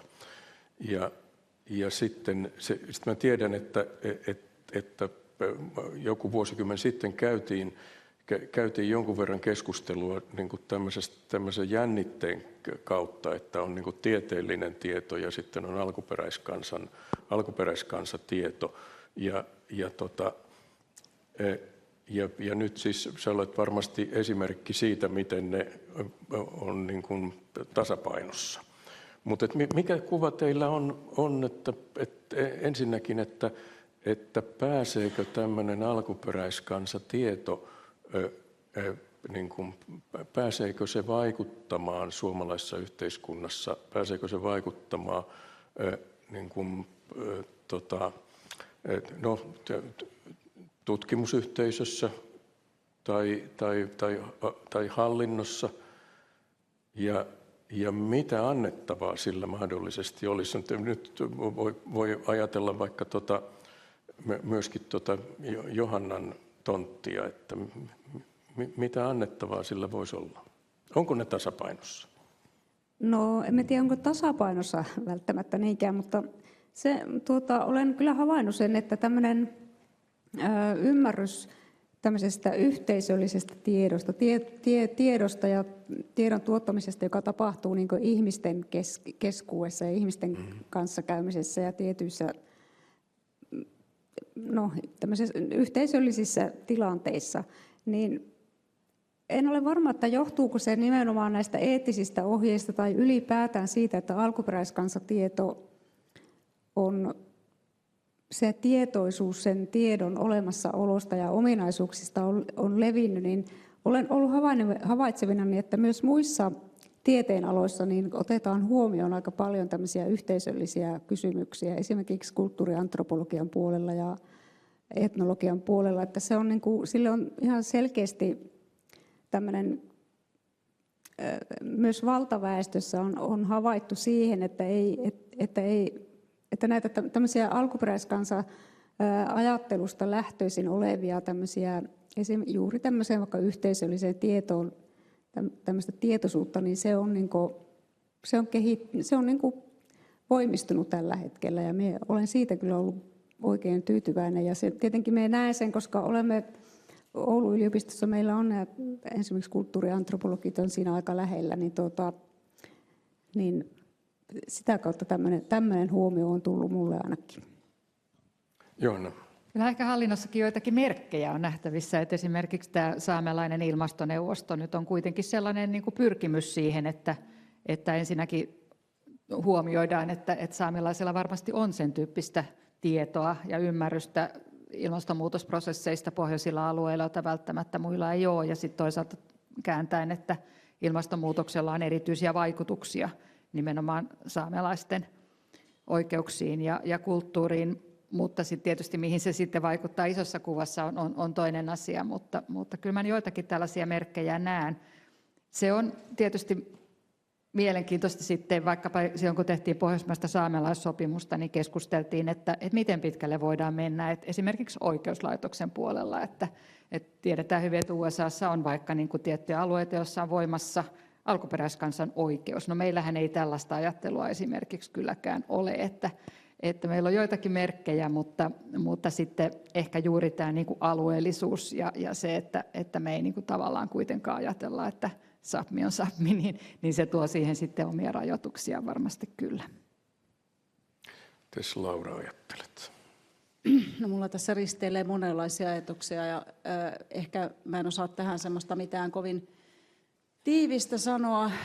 Mulla tulee vähän niin kuin rujosti mieleen se, että akatemia, tutkimusmaailmahan on siitä omituinen paikka, että toisaalta oikeasti me ollaan niin kuin aallonharjalla siitä, että mihin suuntaan yhteiskuntaa menee, minkälaisiin asioihin huomio kiinnittyy. Ja sitten samaan aikaan meillä on niitä sisäisiä lainalaisuuksia, ihan niin kuin jossain yritysmaailmassakin, että aina pitää keksiä jotain uutta ja jotain erikoista. Ja mun mielestä tässä pikkasen niin kuin risteää molemmat asiat, että toisaalta meillä on semmoinen syvällinen kaipuu ymmärtää tietoa eri lailla ja minkälainen tieto on tarpeen ja muuta. Mutta sitten ehkä myöskin on vähän semmoista niin kuin eksotiikan kaipuuta ja tarvetta tehdä eri lailla ja minäpäs teen eri lailla enkä tee samaa tutkimusta kuin aikaisemmin, mikä on osa sitä akateemisen toiminnan lainalaisuutta, niin tässäkin tavallaan niin kuin ne molemmat puolet, että on tosi hyvä ja on tosi tärkeää, että erilaiset tietämisen tavat tulee esiin, mutta nimenomaan, että millä lailla se integroitaisiin, se jäisi muutakin kuin tavallaan akateemiseksi kuriositeesiksi ja uudeksi journaalin nimeksi ja uudeksi semmoiseksi kiertämään tapaa vaan meidän keskelle. Että ne on ehkä niitä haasteita taas siihen tiedon soveltamiseen, että pystytäänkö me oikeasti muuttaa yhteiskuntaa ja miten asioita, koska useinhan se tieto tyssää sitten siinä vaiheessa, kun jotkut isommat intressit tulevat eteen. Että pystytäänkö me puskemaan oikeasti erilainen lähestymistapa planeettaa meidän isoihin eksistentiaalisiin ympäristön kantokykyyn liittyviin kysymyksiin ja niin kuin tällaisiin asioihin, vai jääkö se semmoiseksi niin kuin harmittomaksi puuhasteluksi, joka jotenkin vastaa siihen niin kuin mainstream-akatemian eksotiikan nälkään. Niin, tämmöistä. Onko se jotenkin helpompi?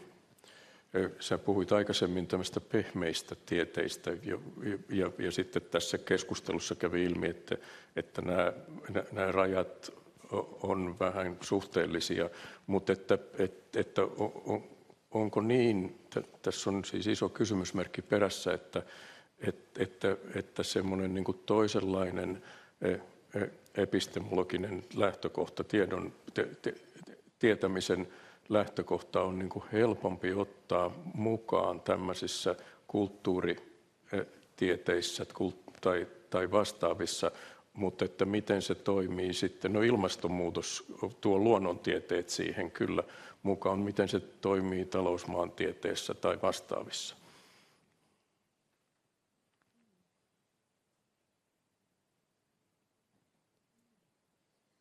No siinä oli kysymysmerkki perässä. Ei se tarkoittaa sitä, että te ehkä vastaatte tai sitten ette vastaa.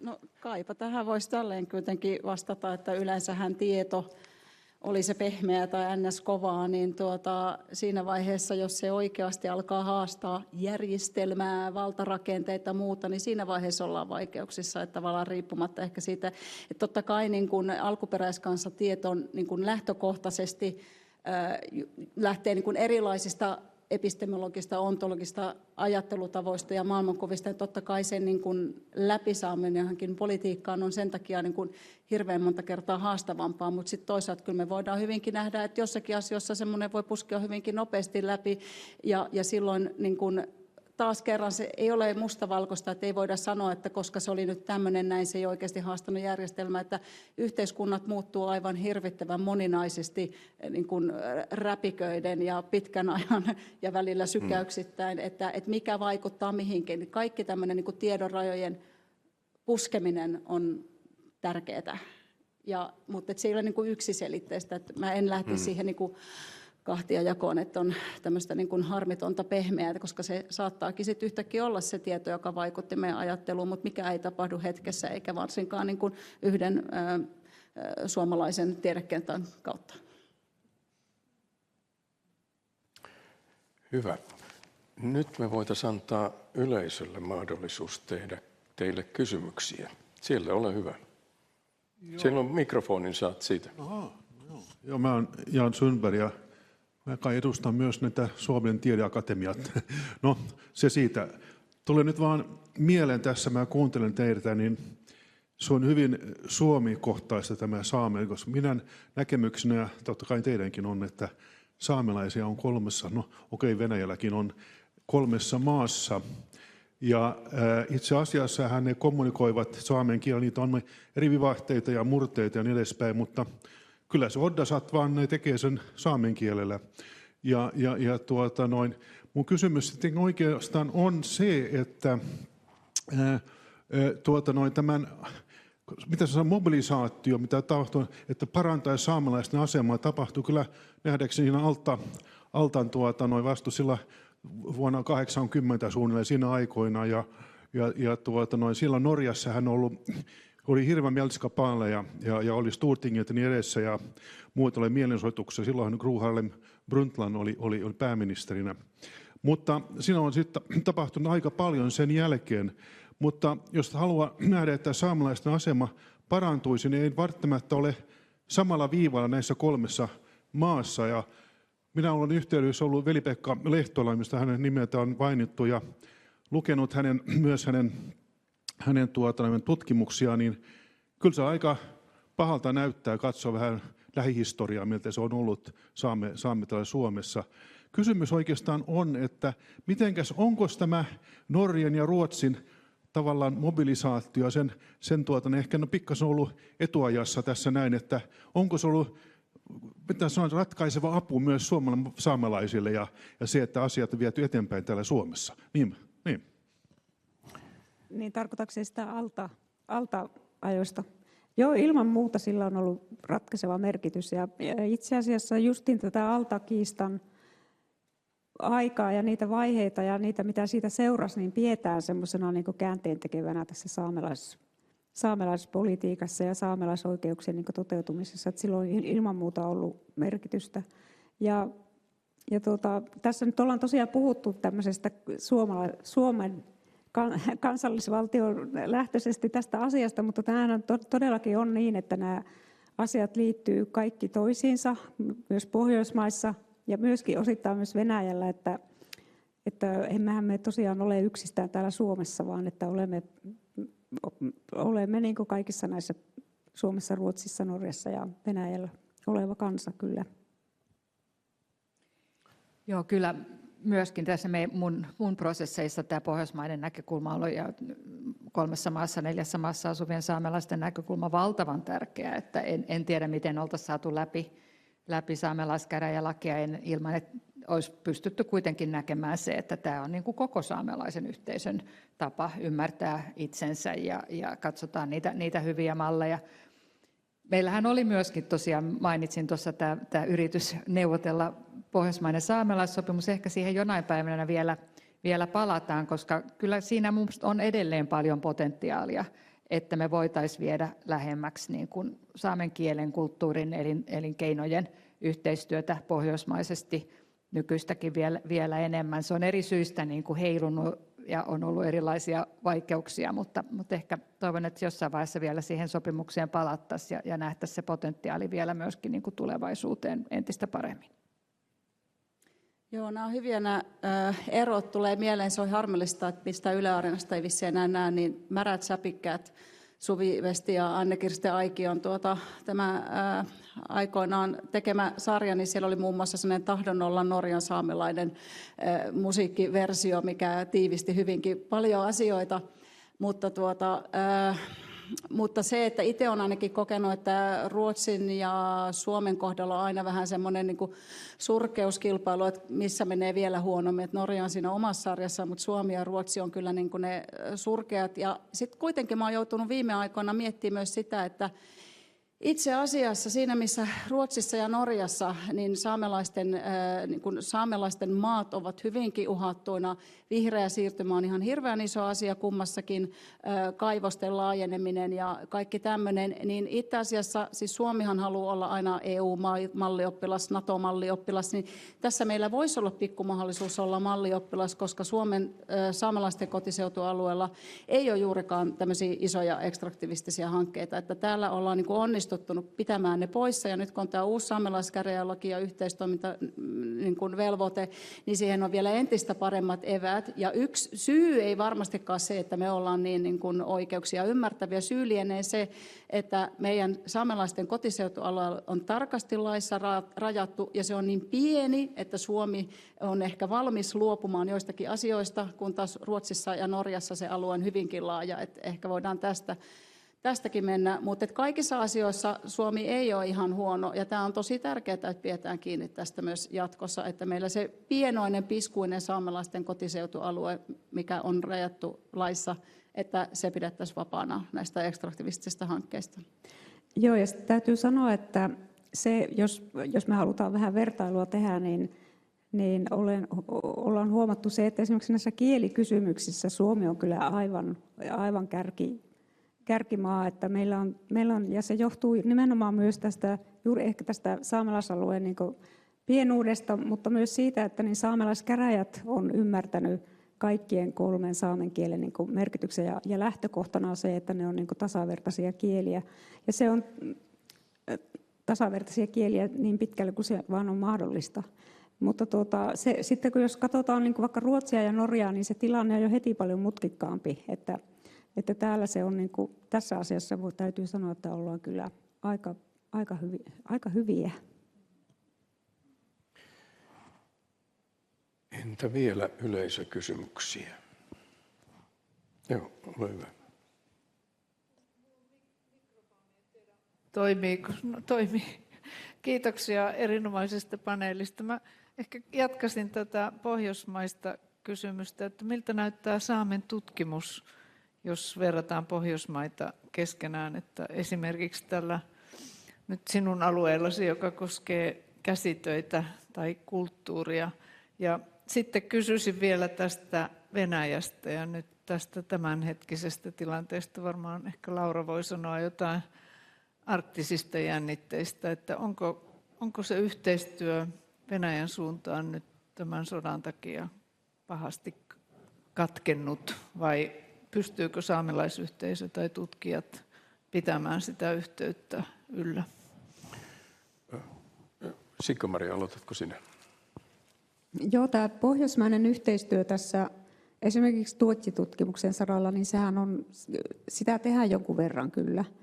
Ja sitten kun usein, tai se tutkimus, mitä nyt tällä hetkellä tehdään vaikka Tuotsista, niin se liittyy hyvin pitkälle tämmöiseen tämmöisiin maailmankuvallisiin asioihin ja tämmöisiin vähän niin kuin pikkusen laajempiin kuin yksistään tämmöisiin tuotsitekniikoihin tai muuhun tämmöiseen, että niin silloin se on aika, siis no ensinnäkin täytyy sanoa, että se on pieni tutkimusala, että sitä ei nyt niin hirmuisesti tehdä, mutta se on niin kuin taiteen tutkimuksen rinnalla tärkeä tutkimuskenttä ja se on kyllä, se on aika yhteispohjoismaista tällä hetkellä, että me jaamme kyllä hyvin paljon samoja intressejä. Sitten Lauralle oli kysymys. Joo, siis mähän olen ollut töissä myös Norjan puolella ja aikoinaan silloin se 17 vuotta sitten niin tuntuu, että kaikki saamen tutkimusasiat tapahtui Norjassa ja Suomessa oli vähän semmoista niin kuin surtsua. Ja sitten sanotaan näin, että joku 7 vuotta sitten, kun olin siellä Tromssassa, niin alkoi tulla sitä, että hei, että nykyään kaikki kiinnostava saamen tutkimus tehdään Suomessa. Et meillä on siis, niin kun, ja itse ajattelin, että meillä tavallaan, ehkä siellä Norjassa oli jo etabloitunut asiat ja meillä kovan paineen alla ihmiset, siis sanotaan näin, että se tutkimusyhteisö, mihin mä olen itse tutustunut, kun pohjoiseen päädyin, niin on jotain aivan käsittämättömän luovaa, älykästä, kriittistä. Mä oon niin kuin todella jotenkin arvostan sitä, että mä oon näiden ihmisten kanssa päässyt tekemään työtä ja lisäksi huumorintajusta ja jotenkin se, että kovan paineen alla, koska on tullut niin paljon sitä kyseenalaistusta, niin se saamen tutkimus on meillä oikeasti kehittynyt ja tästä en kiitä siis suomalaista yhteiskuntaa, vaan sitä saamelaisen yhteisön resilienssi, että sitä on tehty. Ruotsissa on mun ymmärtääkseni hyvinkin hankala tilanne. Siellä jotenkin todella pahasti painaa päälle tämä ajatus Ruotsista tämmöisenä niin kuin demokraattisena kansankotina, jossa kaikilla on samat oikeudet. Ja siellä saamelaistutkimus ja saamen tutkimus ja niin kuin saamelaisten ylipäänsä oikeudet on hyvin pahasti paineen alla. Ja se näkyy myös esimerkiksi hankeyhteistyössä. Ruotsista on hyvin paljon vaikeampi löytää semmoisia koherentteja saamen tutkimuksellisia, tai ainakin mun kokemus, niin yhteisöjä kuin Norjan puolelta, että Norja ja Suomen välinen tiedeyhteistyö on aika vahvaa. Sitten vielä tuosta Venäjästä, niin en valitettavasti ole mitenkään asiantuntija siinä, että mikä on tilanne Venäjän puolella, eikä niin kuin osaa välttämättä hirveän syvällisesti sanoa siitä, mutta se on niin kuin esimerkiksi yksi asia, että kansalaisiin alkuperäiskansaoikeuksiin ja itse asiassa tavallaan meidän saamelaiskäräjälakiinkin liittyy se, että saamelaisten itsemääräämisoikeus tarkoittaa myös saamelaisten oikeutta itse ikään kuin päättää omista kansainvälisistä suhteistaan. No nyt tässä on tietenkin kansan sisäinen, jos ajatellaan, että Venäjän puolen saamelaiset on sitä samaa saamen kansaa, mutta että tässä tapauksessa saamelaisethan eivät ole itse voineet päättää sitä yhteistyön tasoa, koska meillä on niin kuin kansallisella tasolla tehty päätökset, että esimerkiksi instituutioiden välinen yhteistyö, kaikenlainen yhteistyö, raha, liikenne, mitään ei voi enää jatkaa. Eli vaikea sana, mitä saamelaiset esimerkiksi tutkimusinstituutiot olisi itse päättäneet, jos olisivat saaneet päättää, koska se on tosiasia, että esimerkiksi saamelaisneuvostollakin tuli hyvin isoja haasteita, koska Venäjän puolella niin siellä oli kaikenlaista Raiponin tukea Ukrainan sodalle ja näin, että se niin kuin laittoi saamelaisyhteisö hyvin hankalaa asetelmaa täällä Pohjoismaiden puolella, mutta käytännössä se oikeusrikkomus on sitä, että saamelaiset eivät ole saanut tästäkään itse päättää, vaan ikään kuin pohjoismaiset valtiot ovat heidän puolestaan päättäneet. Johanna. Ehkä vielä tästä pohjoismaisesta vertailusta. Minulla on se käsitys, että saamelaiskäräjien asema, niin kuin itsenäisyys, perustuslaillinen asema on Suomessa vahva. Ruotsissa on ikään kuin myndighet ja hieman vähemmän itsenäinen siinä mielessä. Ja kyllä uskoisin, että muissakin suhteissa tämä meidän uusi laki mukaan lukien tämä 9 pykälä nyt aika hyvin pärjää pohjoismaisessa vertailussa. Hyvä, kiitoksia. Entä vielä? Yleisöllä on vielä mahdollisuus kysymyksiin.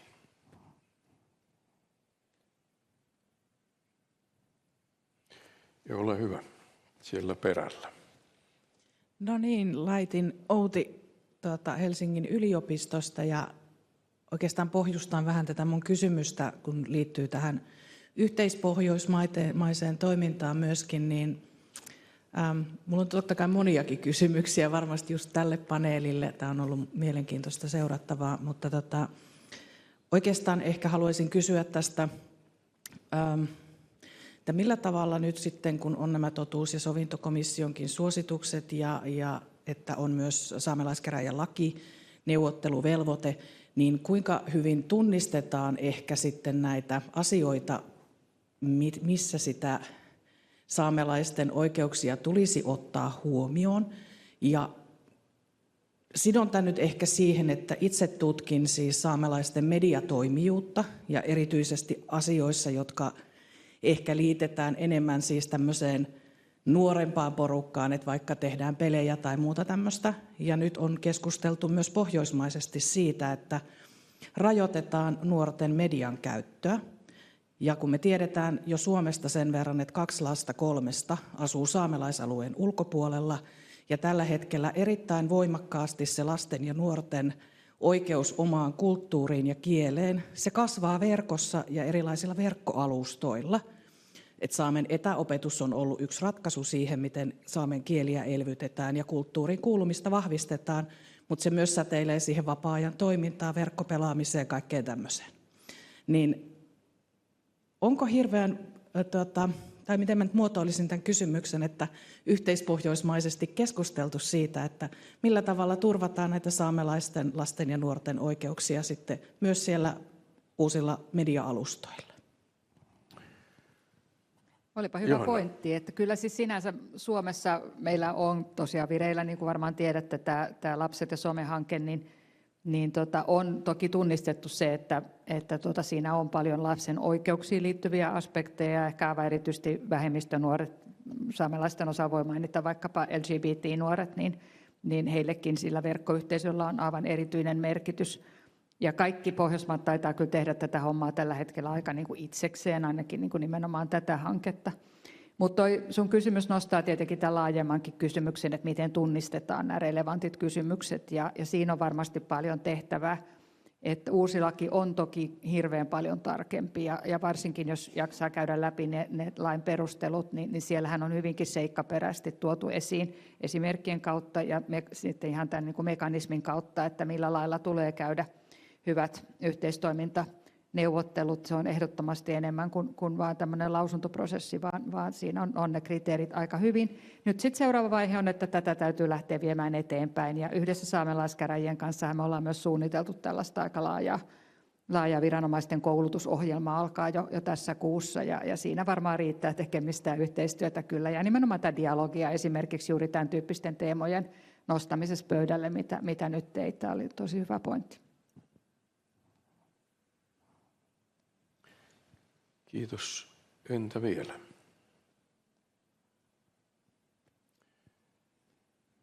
Nyt en näe yleisökysymyksiä enempää ja meidän aikamme alkaa pikkuhiljaa hiipua, mutta mä pyytäisin teitä itse kutakin vielä. Ajattelette, että tässä on nyt teitä kuulemassa suomalaisen tiedeyhteisön kärkeä, niin jos ajattelette tästä niin kuin eteenpäin tulevaisuutta, sanotaan 5 vuotta, 10 vuotta, niin sanokaa yksi asia, vaan yksi asia, minkä viestin te haluaisitte tälle yhteisölle antaa.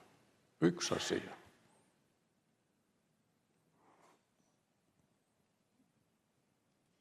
No ehkä mä voisin sanoa sen, että jos ulkopuolisena haluaa ymmärtää jotenkin niin kuin saamelaisiin liittyvää tietoa jäsentää, niin hirveän tärkeää on aina katsoa sitä yhteiskunnallista kontekstia ja politiikkaa siellä taustalla ja muuta, että tavallaan, jotta me ymmärretään, miten niin kun tieto rakentuu, kenen tietoa se on, jos me halutaan tietää, että kenen ääni kuuluu tiedossa, niin lähteä hahmottamaan sitä, että mikä on se yhteiskunnallinen konteksti, miksi joku tieto nousee ylös ja nopeasti esimerkiksi niin kuin poliitikkojen retoriikkaan ja minkälaisia intressejä se ajaa ja niin kuin hahmottaa tutkimusta ja tutkittua tietoa ylipäätänsä niin kuin osana tätä yhteiskunnallista muutosta ja minkälaisiin poliittisia, etenkin kun mä oon politiikan tutkija, niin mullahan politiikka tarkoittaa kaikenlaisia valtasuhteita, eikä jotain puoluepolitiikkaa, mutta että minkälaisiin valtasuhteisiin se tieto linkittyy, ja onko tämä tieto semmoista, että se aidosti linkittyy pyrkimyksiin vahvistaa saamelaisten itsemääräämisoikeutta. Niin se on ehkä sellainen tärkeä yleiskompassi. Johanna. No ehkä mulla lähtee vähän tämmöistä henkilökohtaisesta frustraatiosta tosiaan tämä 15 vuotta saamelaiskäräjälain kanssa, että miten onkin niin, että jotenkin jotakuinkin kaikilla on mielestään hyvä käsitys tästä asiasta ja hyvä käsitys siitä, että mistä saamelaisyhteisö koostuu ja miten se itseidentifikaatio tapahtuu. Ja ikään kuin sellainen käsitys, että nämä kaikki näkemykset on ihan yhtä arvokkaita, vaikka ne ei perustu tietopohjaan. Eli se toivomus, että tällaista keskustelua ehkä ei tarvitsisi käydä, että me nähtäisiin tämä niin kuin selkeä ihmisoikeusulottuvuus tässä kysymyksessä ja myös osattaisiin tehdä se linkki sinne tietopohjaan. Siikka-Maria. Joo, siis mulla on myös vähän samansuuntaisia niin kuin toiveita, että nähtäisiin vaivaa oikean tiedon etsimiseen ja siihen ymmärrykseen, että mitä saamelaiset itse oikeasti ajattelee ja mitä he pitävät niin kuin tärkeänä, koska meillä on hyvin paljon tämmöisiä kilpailevia historioita ja kilpailevaa tietoa, mikä ei välttämättä ole saamelaisten näkökulmasta kovinkaan rakentavaa, niin sen erottaminen, se on vaikeaa. Mä tiedän sen, koska perusymmärrys voi olla hatara, niin että se, että miten erottaa se saamelaisten niin kuin oma näkemys ja se relevantti tiedon tarve, niin siihen täytyy nähdä vaivaa ja se on niin kuin oikeastaan tiedeyhteisönkin velvollisuus kyllä nähdä se vaiva. Hyvä. Näihin viisaihin puheenvuoroihin ja viisaihin sanoihin on hyvä lopettaa. Kiitoksia kovasti. Mä sanoin alussa, että meillä on tällä 3 viisasta ihmistä ja näin se tuli todistetuksi. Kyllä tässä on 4.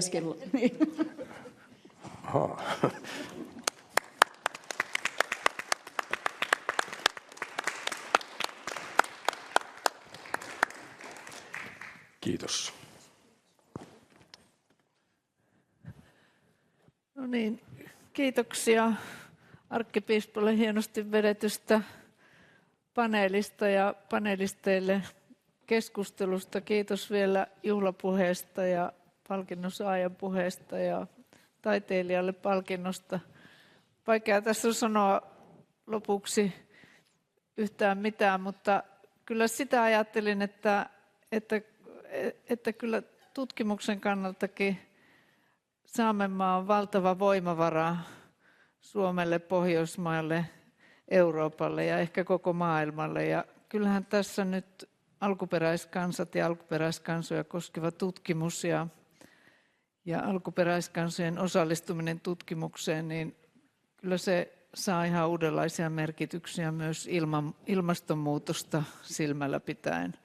Ja ehkä jos nyt jotain positiivisia tämmöisiä uudenlaisia virtauksia näkee tässä vaikeassa geopoliittisessa tilanteessa ja myllerryksissä, niin ehkä se on juuri nämä tämmöiset valopilkut, että aletaan ymmärtämään hyvän elämän edellytyksiä ja myös sitä kaikkea historiaa ja rikkautta, mikä siellä on taustalla, joka nyt näkyy esimerkiksi näissä käsitöissä ja sitä koskevassa tutkimuksessa, jota Siikka-Maria kuvaili hyvin tämmöiseksi arkiseksi ja käytännölliseksi, mutta että ehkä me nyt ymmärretään se arvo. Ja toivotaan, että ruvetaan ymmärtämään sen arvo vähän paremmin, vaikka toki tässä historiassa on paljon kipupisteitä ja keskustelun toivomme nyt sitten jatkuvan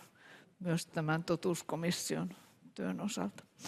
Mutta kiitän yleisöä ja tästä tilaisuudesta on tallennekin sitten nähtävissä ainakin jonkin aikaa siellä Tiedekulman sivuilla ja toivotan hyvää illanjatkoa kaikille. Kiitoksia.